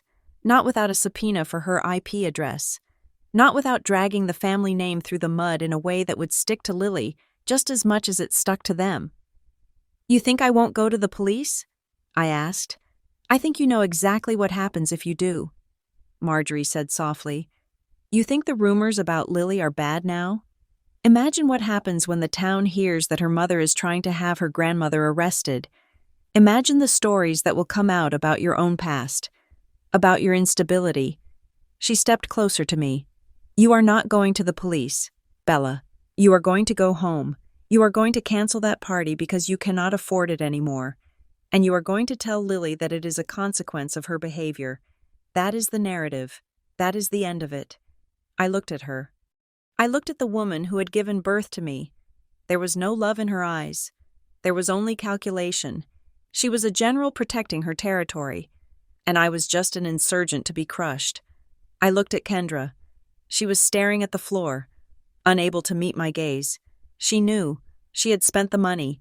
She was the beneficiary of this crime, cowering behind her mother's skirt, just like she had when we were children. You are right, I said, my voice dropping to a whisper. I am going to go home. Marjorie nodded. Satisfied. Good. But I'm not canceling the party, I said. Marjorie's eyes narrowed. You have no money. I will find it. I said, I will sell my car. I will take a second job. I will sell my blood if I have to. But that party is happening, and every single person in that room is going to see Lily for who she is, and they are going to see you for who you are. I turned and walked out. As I reached the door, Marjorie called out, If you push this, Bella, remember what I told you. You will lose more than a party. I didn't look back. I sat in my car in the driveway for 10 minutes, trying to stop shaking. I needed information. I called the number on the back of my debit card and asked to speak to the fraud department again. I needed to understand the mechanics of what had just happened to me. I ended up speaking to a specialist named David. He was kind, clinical, and devastatingly clear. It is more common than you think. Ms. Butler. He said, we call it trusted family fraud. The perpetrators are almost always parents, siblings, or caregivers.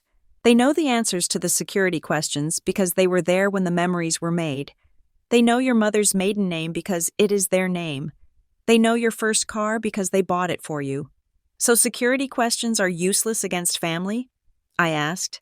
Essentially, yes, he said, unless you lie. We recommend using a passphrase that has nothing to do with the question. If the question is, what is your mother's maiden name? The answer should be, Purple Submarine 44. I wrote that down. Lie to protect yourself. It was the theme of the week. I went back to work for the afternoon, keeping my head down, avoiding Ronan's sympathetic looks. I felt exposed. I felt like everyone could see the target painted on my back. That evening, the house was quiet. Lily was doing homework at the kitchen table. The atmosphere was heavy, the unspoken tension filling the room like smoke. I made tea. I sat down opposite her. Lil, I said, we need to talk. She looked up, her pencil hovering over her calculus textbook. Is it bad news? It is complicated news. I said. I took a deep breath. I decided not to tell her about the theft. Not yet. It was too ugly. It was too much for a 16-year-old to carry. The knowledge that her grandmother had looted her birthday fund. The fighting with Grandma and Kendra is getting worse, I said carefully. They are not backing down about the party. They are very angry. Lily looked down at her book. I know. Ava texted me. She said Grandma is on a warpath. I reached across the table and took her hand. Lily, I want to give you an option. We can postpone the party. We can wait until the summer, until things cool down. We can do something small. Just you and me and your best friends. No venue. No drama. I watched her face. I expected relief. I expected her to jump at the chance to escape the crossfire. Lily was silent for a long moment. She traced the pattern on the placemat. Do you want to cancel it? Mom? She asked. I want to protect you. I said, I don't want your 16th birthday to be a battleground. Lily looked up. Her eyes were clear, surprising me with their maturity. If we cancel it, they win, she said. I squeezed her hand. It is not about winning. Lil, it is, she insisted. It is about the truth. If we cancel, everyone at school will think the rumors are true. They will think I really did mock Uncle David. They will think I am hiding. She pulled her hand back and sat up straighter. I didn't do anything wrong. Mom, I am tired of being the villain in their story. Ava knows it too. What do you mean? I asked. I saw Ava in the hallway today, Lily said. She looked sick. She tried to say something to me, but then her friend pulled her away. But I saw her face. She is scared. Mom. Scared of what? Scared of disappointing Grandma, Lily said. She is trapped. Grandma has her convinced that if she tells the truth, Kendra will get in trouble. Ava is trying to save her mom. My heart broke a little for both of them. Two girls, cousins who used to play dress-up together, now pawns in a high-stakes game of financial cover-up. So you want to go through with it? I asked. Even if Marjorie makes a scene? Let her make a scene, Lily said, her jaw setting in a line that looked just like mine. I will be standing there with my friends, and I will be happy. Let her be the one who looks crazy. I smiled. It was a fierce, proud smile. Okay, I said, then we are doing it. But we need reinforcements. I picked up my phone. I'm going to call Elliot. Why? Lily asked. Because Ava needs an exit ramp, I said, and Elliot is the only one who can give it to her. I dialed Elliot's number. He answered, sounding exhausted. Elliot, it is Bella. Bella, I told you, I can't get involved in... I am not asking you to get involved in the drama. I interrupted. I am asking you to get involved in your daughter's mental health. Lily says Ava looks terrified at school. We think she wants to tell the truth but feels like she is protecting Kendra. Elliot was silent. I want to sit down. I said, just us. You, me, and the girls. No Kendra, no Marjorie. Just the parents who actually want to fix this. Elliot hesitated. Kendra will kill me. Kendra is not protecting Ava right now, I said firmly. She is using her. You need to decide which parent you are going to be. Elliot, the one who keeps the peace with his ex, or the one who saves his kid? There was a heavy sigh on the line. Okay, he said. Tomorrow night, my place. I will get Ava there. Thank you. Elliot, I hung up, feeling a surge of adrenaline. This was a tactical victory. If I could get Ava to talk in front of Elliot, the whole lie would crumble. 10 minutes later, my phone blew up. It was a text from Kendra. How dare you go behind my back to Elliot? You are trying to turn my own family against me. This is betrayal, Bella. Pure betrayal. I didn't reply. I silenced the phone and turned it face down. The next morning, Wednesday, I arrived at Halston Creek feeling cautiously optimistic. I had a plan. I had a meeting set with Elliot. I was moving pieces on the board. I walked to my desk, coffee in hand. Bella? It was the HR director, Mrs. Gable. She was standing at the entrance to my cubicle row, holding a file. She did not look friendly. Can you come to my office, please? The tone was not a request. It was a summons. I followed her through the maze of cubicles, feeling the eyes of my coworkers on my back. My stomach churned. We sat down in her office. She closed the door. Bella, we have received a complaint, she said, getting straight to the point. A complaint? From a patient? From an anonymous source, she said. But the allegations are serious enough that we have to investigate. The source claims that you have been misusing patient data, specifically, looking up financial records of patients who are not assigned to your queue. My mouth dropped open.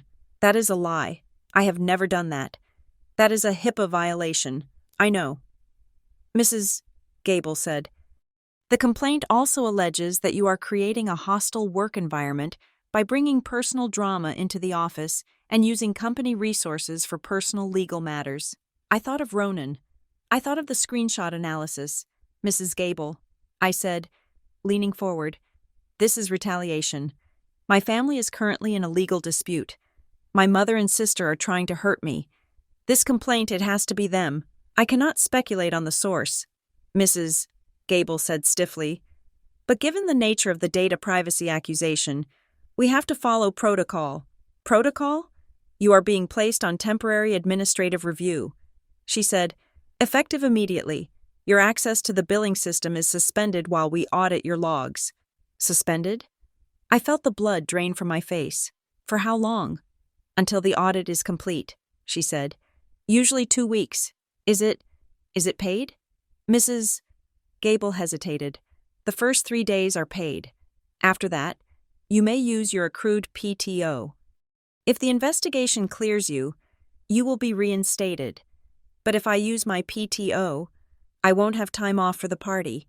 And if the investigation takes longer, this was it, the death blow. They weren't just trying to shame me. They were trying to starve me out.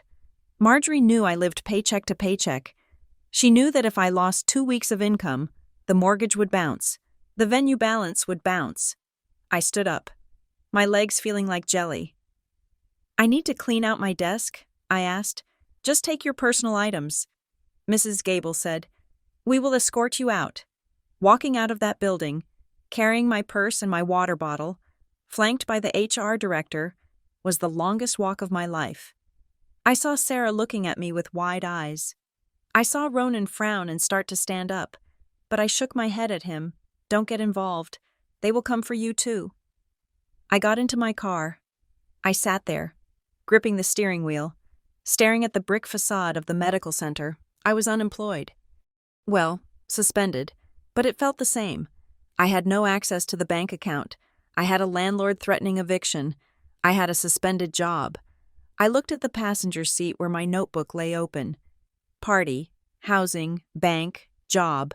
It was a circle, a tightening noose. Marjorie was systematically cutting every lifeline I had. She was isolating me. She wanted me to come crawling back.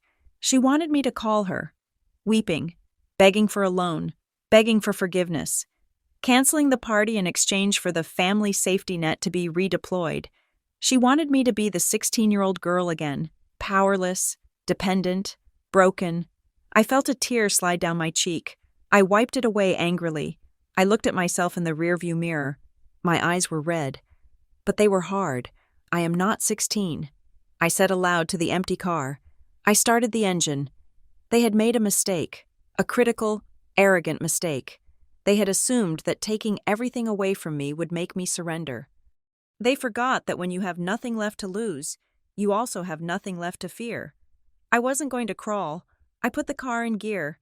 I had a meeting with Elliot and Ava tonight, and after that, I was going to find the guardianship file, even if I had to break a lock to do it. Marjorie Butler wanted a war? She had just drafted a soldier with nothing left to do but fight. The hydraulic lift in Elliot's garage hissed as it lowered a silver sedan to the concrete floor. The shop smelled of grease, old rubber, and the metallic tang of cold coffee. I stood by the workbench, my arms crossed, watching Ava's father wipe his hands on a rag that was already black with oil. It was 7 p.m. I was technically suspended from my job, technically broke, and technically at war. But standing here, in the drafty bay of Shaw Automotive, I felt a strange clarity. Thank you for meeting me. Elliot, I said. He didn't look at me. He tossed the rag into a bin and sighed. I didn't have much of a choice, Bella. You sounded like you were about to kick down my door. I might have, I admitted. We walked into his small office, a glass-walled cube cluttered with invoices and car parts. He cleared a stack of catalogs off a chair for me. So, he said, sitting behind his desk, you want to know about the money. I want to know why my sister is destroying my daughter to protect herself. I said, I want to know why Marjorie is funding a war against a teenager. Elliot rubbed his face. He looked aged, the lines around his eyes deeper than I remembered. It is the boutique, he said flatly. The Kendra Lane Collective. I frowned. I thought that was doing well. She is always posting about new inventory. It is a ghost town. Bella, Elliot said, it has been bleeding money for 8 months. She signed a 5-year lease on that retail space downtown, the one with the exposed brick and the skylights. The rent is $4,000 a month. She took out a business loan, but she burned through it on renovations and custom packaging. And now, I asked, now she is drowning. He said, she is 3 months behind on rent. Vendors have put her on credit hold. She was looking at bankruptcy. Bella, real bankruptcy, the kind where they take your car and your credit score never recovers. So she went to Marjorie. I said. Elliot nodded. She went to the bank of Mom. Marjorie agreed to bail her out. She paid the back rent. She paid the vendors. She is floating the whole operation until the holiday season, hoping Kendra can turn it around, but there was a catch. I said, there is always a catch with Marjorie. Elliot looked at me, his expression grim. Marjorie told her, I will fix this, but you need to get your house in order. She meant Ava. She meant the family image. Marjorie feels like she is buying Kendra's obedience. So when this thing with Lily happened, when the rumor started, Kendra had to back Marjorie. I finished. Even if it meant lying, even if it meant forging evidence, because if Kendra defied Marjorie, the money tap would turn off and the boutique would collapse. Elliot looked down at his hands. Kendra is terrified. Bella. She has tied her entire identity to being the successful business owner. If she fails, she thinks she is nothing. Marjorie knows that. She is holding the boutique over Kendra's head like a guillotine. I felt a wave of nausea. It was exactly what Graham had told me. It was a financial hostage situation. And Ava? I asked. Ava knows, Elliot said quietly. She knows her mom is crying in the bathroom every night. She knows Grandma is writing the checks. Ava feels like she has to play along to keep her mother from falling apart. I stood up. The anger I felt wasn't hot anymore. It was cold and heavy, like a stone in my gut. They are sacrificing Lily to save a clothing store. I said. Elliot looked up. I am sorry. Bella. I tried to tell Kendra to stop. I told her it was wrong, but she is in survival mode. She can't hear me. Thank you for telling me, I said. I walked out of the shop into the cool night air. The pieces were locking into place, the withdrawals from my account, the $2,700. That wasn't just petty theft. That was likely a direct transfer to cover a vendor payment or a utility bill for the boutique. My daughter's Sweet 16 money was probably paying for custom-printed shopping bags at the Kendra Lane Collective. The next morning, I drove to the bank again. I didn't have an appointment, but I had the determination of a woman with nothing left to lose. I waited for Mr. Aris for 20 minutes. When he finally called me back, he looked wary. Miss Butler, he said, as I told you, without a police report, I am not asking for a refund today. I interrupted. I am asking for the footage. He started to shake his head. We cannot release security footage without a subpoena. I don't need the video file. I said, I just need to see who was at the ATM. You said the card was used at the branch ATM on October 20th to withdraw cash before the transfer, right? Just show me a still image.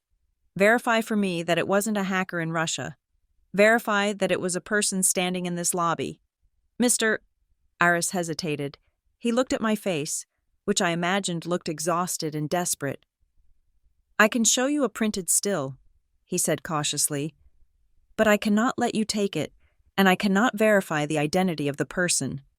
Fine, I said. He typed for a few minutes, then walked to a printer in the back. He returned with a single sheet of paper. He laid it on the desk. I looked down. The image was grainy, black and white, taken from a high angle. It showed the ATM vestibule. A figure stood before the machine. It was a woman. She was wearing a heavy trench coat and a large patterned scarf wrapped around her head and neck, obscuring her hair and chin. She wore oversized sunglasses.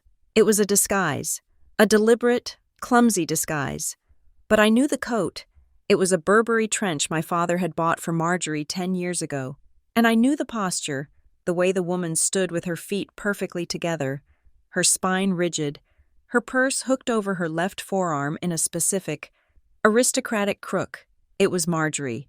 She had walked into the bank, covered her face, used my credentials, and drained the account. I stared at the image, searing it into my memory. "Thank you," I said. I walked out. I couldn't use this in court. A defense lawyer would argue it could be anyone in a coat. But I knew, and now I had to decide what to do with that knowledge. I needed professional advice, not from a bank manager, and not from a car mechanic. I drove to the office of Nadia Voss. She was a family law attorney recommended by a friend of a friend. Her office was in a strip mall, sandwiched between a dentist and a dry cleaner, but her reviews said she was a shark. I sat in her office, explaining the situation. I told her about the forged text, the landlord calls, the HR suspension, and the stolen money. Nadia listened, taking notes on a yellow legal pad. She didn't look shocked. She looked bored, which I found strangely comforting. "Here is the reality. Ms. Butler," Nadia said, clicking her pen. "You have a few lanes here. Lane 1. We file a police report for identity theft and fraud regarding the bank account. We name your mother as the suspect. And then?" I asked. "And then the police investigate." She said, "If they find evidence, they arrest her. It becomes a matter of public record. The local paper picks it up. Prominent Cedar Ridge matron arrested for stealing granddaughter's birthday money. It gets ugly, and it takes months. What is Lane 2? Lane 2. We file a civil suit for the money and defamation," Nadia said. "We send a cease and desist letter regarding the rumors about your daughter. We threaten to sue for damages to your reputation and employment. Does that stop the party attacks? It might escalate them." Nadia admitted, "A cease and desist is just a piece of paper until a judge enforces it. And if your mother is as controlling as you say, she might take it as a challenge." "What do you suggest?" I asked. Nadia leaned back. "What is your goal here? Do you want your mother in handcuffs? Or do you want your daughter to have her party and your life back?" "I want the party," I said. "I want my name cleared at work, and I want them to leave us alone, then focus on protection, not offense," Nadia advised. "File the fraud report with the bank and the police, but list the suspect as unknown for now. That gives you the case number you need to show your HR department that you are a victim of identity theft, which helps with the audit. It creates a paper trail." "And the defamation?" "Ignore it," she said. "Unless you can prove financial damages directly tied to a specific lie. Defamation suits are money pits. You are better off taking the high road. Don't give them the public brawl they are looking for. If you fight them in the mud, you both get dirty. And the kids are the ones who have to walk around in stained clothes." I nodded. She was right. If I had Marjorie arrested 3 days before the party, the Sweet 16 would become a crime scene. Lily would be the girl whose mom put Grandma in jail. I paid Nadia her consultation fee and left. I had a paper trail, I had a strategy, but I still had a hole in my heart where my family used to be. I decided to try one last time, one last attempt to be the daughter I was raised to be, the peacemaker. I drove to Marjorie's house. I didn't use my key this time. I rang the bell. Marjorie answered. She was wearing a casual sweater, looking for all the world like a kindly grandmother, not a woman who had visited an ATM in a disguise. "Bella," she said, "I assume you are here to tell me the party is canceled. Can I come in?" I asked. She stepped back, allowing me into the foyer. I didn't go to the living room. I stood by the stairs, the place where she used to scold me when I came home late. "I know about the boutique." "Mom," I said softly. Marjorie's face didn't move, but her eyes went cold. "I don't know what you are talking about. I know Kendra is in debt." I continued. "I know you are bailing her out, and I know that is where my money went."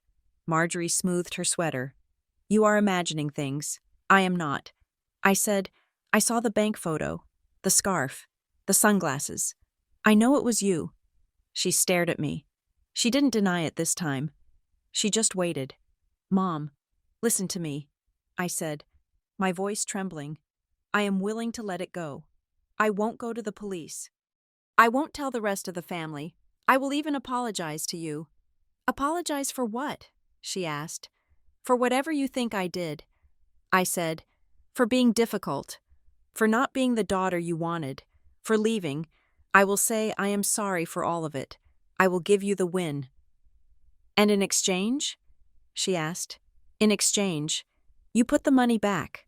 I said, "You call the landlord and tell him you were mistaken. You stop the rumors about Lily. You let her have her night." I held my breath. It was a surrender. It was me laying down my sword and offering my neck, just to save Lily. Marjorie looked at me. She took a step closer. Her face was hard, etched with a lifetime of grievances I could never fully understand. "You think you can bargain with me?" she asked quietly. "You think you can come here, with your accusations and your condescension, and offer me forgiveness? I am trying to fix this." I whispered, "You broke this, Bella." She spat. "You broke this family the day you decided you were too good for us. The day you moved out and stopped asking for my advice. You think you are independent? You are nothing without me." She leaned in, her perfume cloying and sweet. "You still don't understand what you owe me," she said. "You owe me your life. You owe me your respect. And if taking that money taught you that you are still vulnerable, then it was a lesson well worth the price." I stared at her. It wasn't about the money. It wasn't about Kendra's debt. It was about ownership. She believed she owned me. She believed my money was her money. My house was her house. And my daughter was her property. Any attempt I made to be separate was an insult she had to punish. I realized then that there was no peace deal. There was no negotiation with a terrorist who believed they were a god. "I understand now." I said, "Good," Marjorie said. "Now go home and cancel the party." I didn't answer. I turned and walked out the door. As I drove down the hill, the tears finally came, but they weren't tears of sadness. They were tears of release. I had spent 32 years trying to figure out what I had done wrong, why I wasn't enough, why I was always the difficult one. I hadn't done anything wrong. I had just tried to be a person, and Marjorie only knew how to love reflections. I pulled over into a scenic overlook that viewed the valley of Cedar Ridge. I watched the lights of the town flicker on. I thought about the four of us, the Butler women. Marjorie didn't fear Lily's behavior. She feared losing authority. She feared the moment when we stopped needing her. Because if we didn't need her, she had no control. Kendra didn't hate Lily. She feared being exposed. She was terrified that the image of the perfect, successful sister would shatter, revealing the reckless spender beneath. She was attacking Lily to keep the spotlight off her own ledger. Ava didn't hate Lily. She feared losing approval. She was a child caught in a trap, conditioned to believe that Marjorie's love was a finite resource she had to compete for. And Lily? Lily feared being misjudged. She feared that the world would see her through Marjorie's distorted lens instead of her own. I wiped my face. I couldn't save Marjorie. I couldn't save Kendra. But I could save the girls. I picked up my phone and called Lily. "Hey, Mom," she answered. "Did you do it?" "I tried." I said, "But Grandma isn't interested in peace." Lily was silent. "So the party is off?" "No."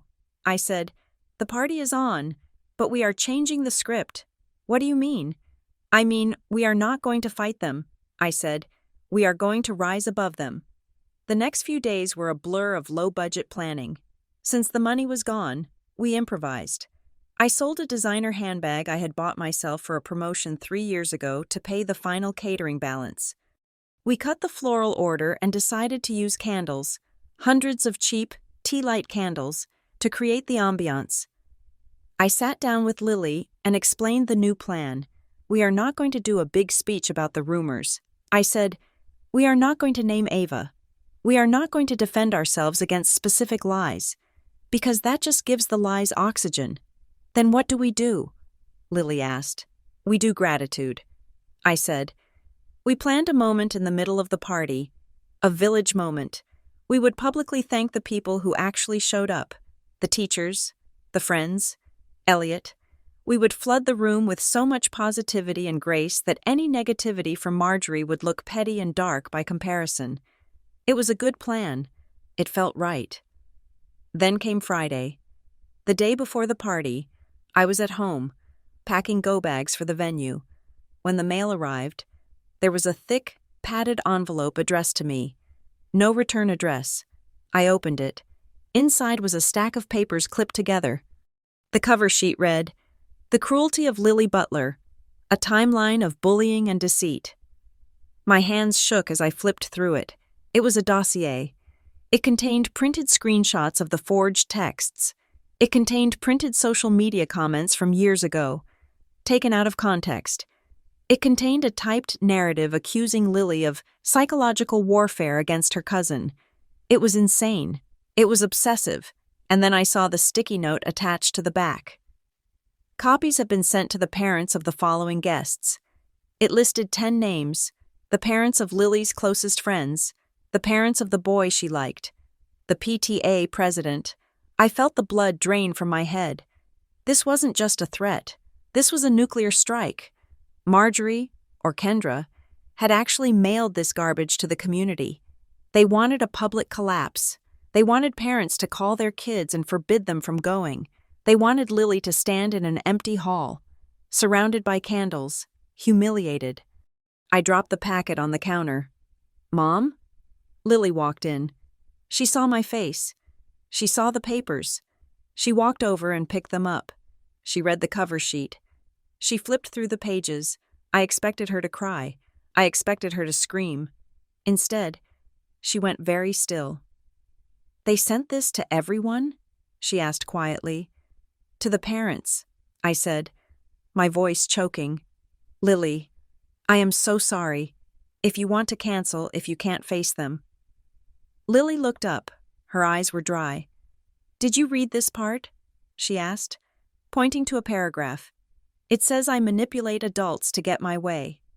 It is all lies," I said. Lily closed the packet. She tossed it into the recycling bin, right on top of the empty beer bottles Marjorie had planted days ago. "I am not canceling," Lily said, "but the parents." I started. If my friend's parents believe this typed-up psychodrama over knowing me for 10 years, then that is on them, Lily said, "but I am not going to hide." She looked at me. "But we have to say something now. Mom, we can't just do the gratitude thing. We have to address it."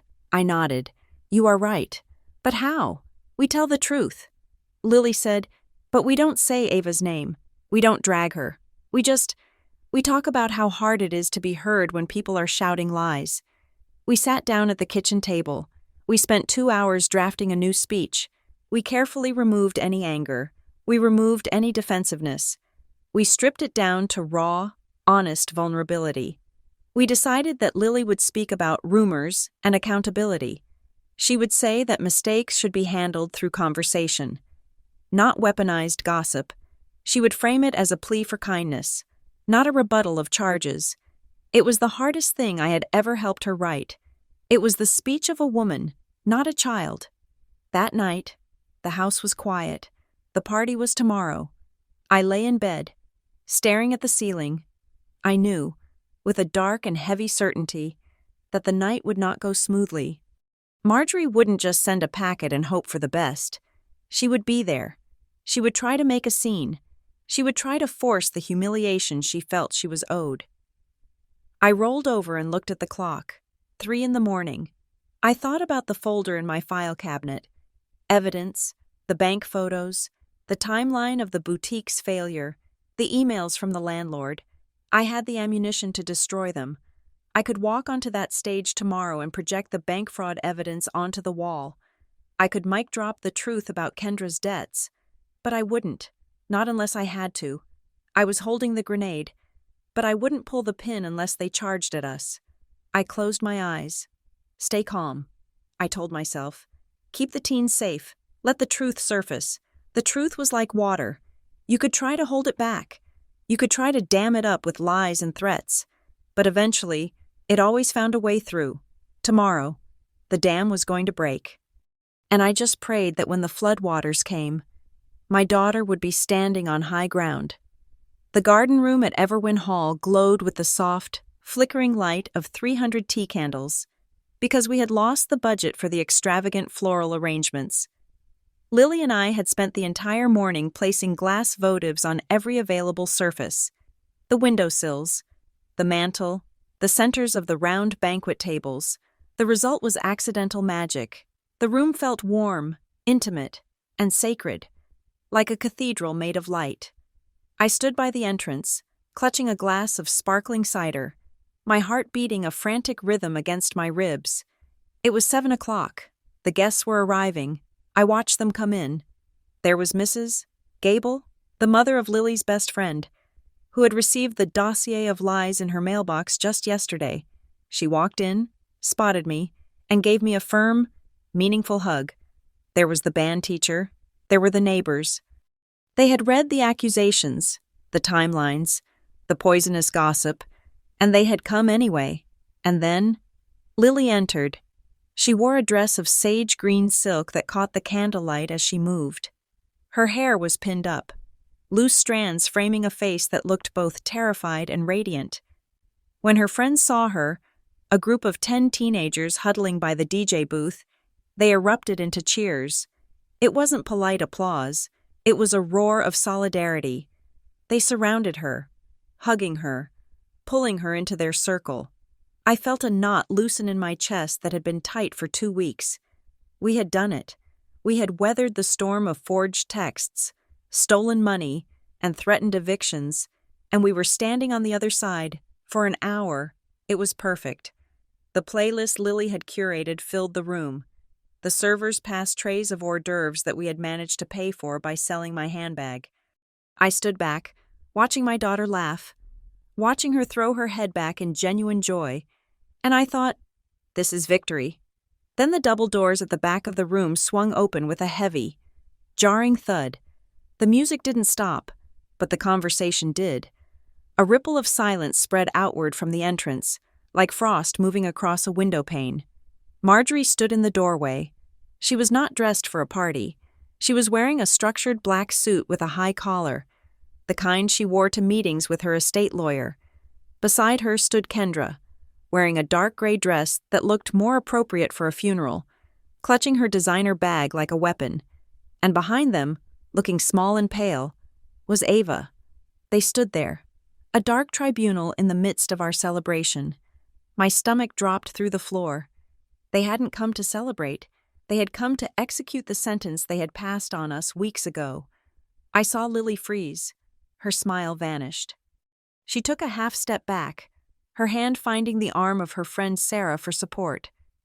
I set my glass down on a high-top table. My hands were shaking, but my mind was strangely clear. I had expected this.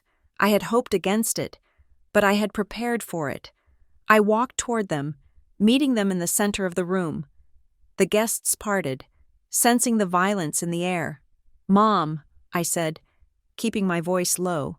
"Kendra, you are not welcome here." Marjorie didn't even look at me.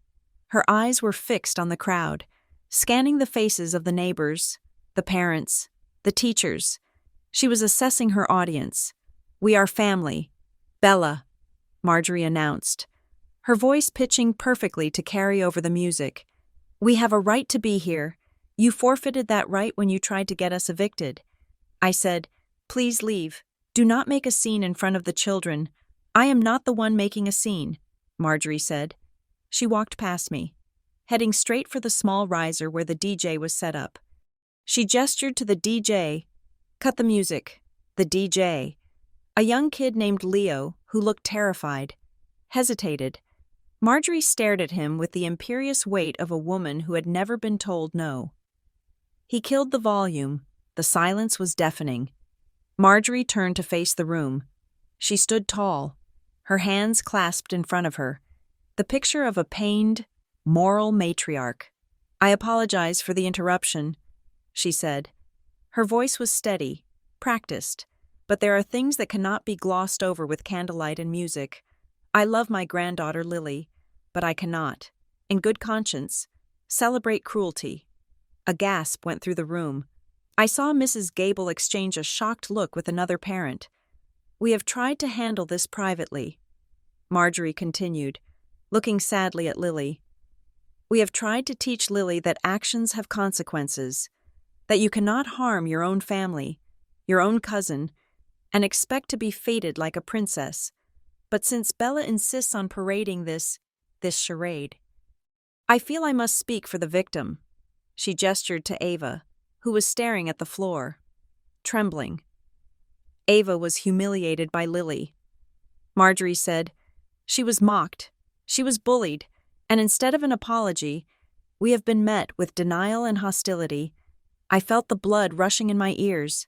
It was happening. The nightmare scenario. She was destroying Lily's reputation in real time, in front of everyone who mattered. I looked at Lily.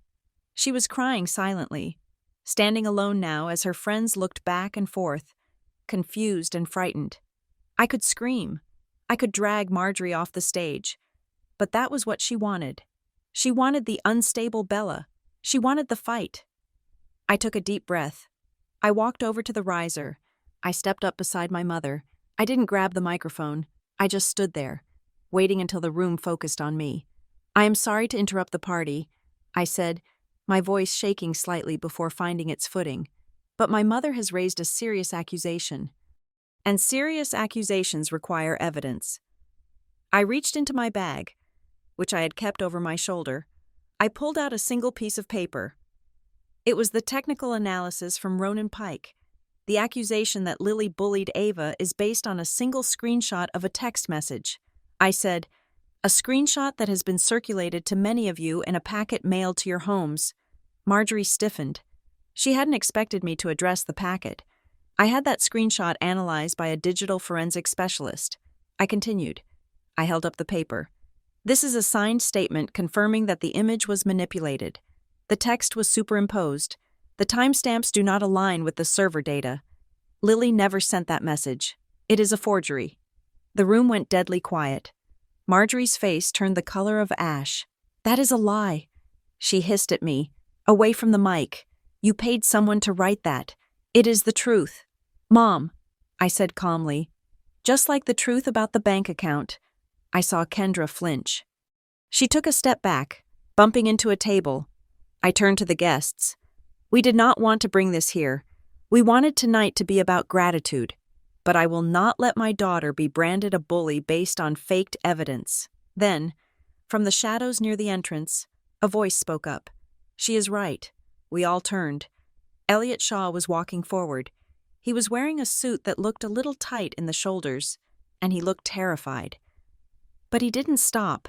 He walked right past Kendra, ignoring her hiss of his name. He walked up to the riser. He looked at me, then at Marjorie. "We have failed these kids," Elliot said, his voice rough with emotion. "We turned a teenage argument into a war, and we used them as soldiers." He turned to Ava. "Ava, honey," he said gently, "look at me." Ava looked up. Her face was streaked with tears. "You don't have to be scared anymore," Elliot said. "You don't have to protect anyone. Not Mom, not Grandma. Just tell the truth." "Did you see that text on Lily's phone?" Kendra lunged forward. "Elliot, stop it! You are traumatizing her. Let her speak," Elliot shouted. Spinning on his heel to face his ex-wife, the raw power of his voice silenced Kendra instantly. "Let her speak. Kendra, for once in her life. Let her speak." Ava let out a sob. It was a high, thin sound that broke my heart. I didn't see it. She whispered, "Speak up, honey," Elliot said gently. "I didn't see it," Ava cried out, her voice cracking. "I never saw the text. Grandma told me. She told me the family needed a lesson." A murmur rippled through the crowd, a sound of shock and judgment. "She said Lily was getting arrogant," Ava sobbed, her hands covering her face. "She said Bella needed to be taken down a peg. She told me to say I saw it. She said if I didn't, Kendra would get in trouble with the money." Marjorie stood frozen. For the first time in my life, I saw her look truly unsure. Her narrative, the intricate web of moral superiority she had spun, was tearing apart. "Ava, be quiet," Marjorie snapped. "You are hysterical. She is telling the truth," Kendra screamed. It was a shocking, guttural scream. Kendra dropped her bag. She looked wild, her perfect facade crumbling into a messy, human panic. She is telling the truth. Mom, stop it! Stop pushing her! Kendra looked at the crowd, her eyes wide and frantic. She looked at me. I have debt, okay? Kendra blurted out. The boutique is failing. I owe $50,000. Mom said she would fix it. She said she would pay it off if I just kept the family together, if I kept quiet. She pointed a shaking finger at me. She took your money, Bella. She took the party money. She told me it didn't matter because it was family money anyway. She said you owed us because you left. She said you owed us for all the years you weren't here to help. The room was silent. Not a polite silence, a horrified silence. The kind of silence that happens when a car crash occurs right in front of you. I looked at Marjorie. She was standing very still, her chin raised, but her eyes were darting around the room, realizing she had lost the audience. I turned to the guests. I felt a strange calm settle over me. The truth was out. I didn't need to shout it. She is right, I said quietly. My mother accessed my bank account using my childhood security questions. She transferred $2,700, Lily's entire birthday fund, to an account controlled by her to cover Kendra's debts. I looked at Marjorie, and when I tried to find out the truth, she called my landlord and claimed I was running an illegal drug den to get me evicted. She called my employer anonymously and accused me of privacy violations to get me suspended without pay. I saw the shock on the faces of my neighbors, the people who had known Marjorie as the pillar of the community, the woman who ran the charity drives. She tried to destroy my home, my job, and my daughter's reputation. I said, all to cover up a theft, all to maintain control. Marjorie let out a sharp, incredulous laugh. It sounded tinny in the large room. You are insane, she said. She looked at the crowd, smiling a tight, terrible smile. Can't you see? She is having a breakdown, just like she did when she was 16. She is paranoid. She is unstable. She turned to me, her eyes venomous. You think anyone believes this? I have lawyers. Bella, I have documents. If you continue this slander, I will sue you for everything you have. I will sue for custody of Lily. I will prove that you are unfit to raise a child because you are alienating her from her loving family. She took a step toward me. I will bury you in court, she whispered. You have no money. You have no job. You have nothing. I looked at her. I looked at the woman who had birthed me, who had known my first pet, who had known exactly how to hurt me for 32 years. She was right. I had no money. I had a suspended job. But I had something she didn't. I looked at Lily. She was standing with Elliot and Ava. She wasn't crying anymore. She was watching me. I looked at the guests. They weren't looking at me with pity. They were looking at Marjorie with disgust. I don't need money to be a good mother, I said, and I don't need your permission to be happy. I turned to the DJ. Turn the lights up, I said. He flipped a switch. The house lights flooded the room, washing out the candlelight, exposing the stark reality of the confrontation. I walked over to Lily. I took her hand. We are leaving, I said. What? Lily asked. We are leaving, I repeated, loud enough for everyone to hear. This party is over. Not because we are ashamed, but because we have too much self-respect to stay in a room with these people for 1 second longer. I turned to the guests. Thank you for coming. I said, thank you for believing in us. Please, eat the food. Enjoy the music, but my daughter and I are done. I looked at Marjorie one last time. Do not contact us, I said. Do not call my house. Do not come to my job. If you do, I will file the police report for the bank fraud. I have the footage. Mom, I have the photo of you in the scarf at the ATM. Marjorie's mouth opened, but no sound came out. I squeezed Lily's hand. Let's go. We walked down the center aisle. It felt like a wedding processional in reverse. The guests parted for us. I heard people whispering. Good for her, I heard Mrs. Gable say. I am calling the school board about this. We walked past Kendra, who was sobbing into her hands. We walked past Elliot, who gave me a solemn nod. We walked past Ava, who looked terrified, but also, strangely, relieved. We pushed open the double doors and walked out into the cool night air. The parking lot was quiet. The stars were bright above the suburban glow of Cedar Ridge. We walked to my car, my old, beat-up sedan. Lily stopped at the passenger door. She looked at me. "Mom?" she said. "Yeah?" That was badass. I let out a laugh. It started as a chuckle and turned into a real, deep belly laugh. The tension drained out of me, leaving me light, weightless. I suppose it was. I said, "We got in the car." I didn't know how I was going to pay the rent next month. I didn't know if I would get my job back. I didn't know if Marjorie would actually sue me. But as I drove out of the lot, watching the lights of Everwin Hall fade in the rearview mirror, I knew one thing for sure. I wasn't the 16-year-old girl anymore. I wasn't the victim. I was the woman who had burned the bridge to save the child. And as I looked at Lily, humming along to the radio in the seat beside me, I knew that the fire was the most beautiful thing I had ever seen. Thank you for listening to this story. It was a journey through the tangled webs of family secrets, betrayal, and the ultimate fight for truth. I hope you felt the weight of Bella's struggle and the triumph of her final choice. I would love to know, where are you listening from today? Have you ever had to stand up to family to protect your peace? Please let me know in the comments below.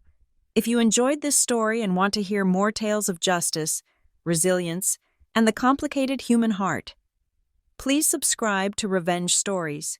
Share your thoughts in English, and let's keep the conversation going. Until next time.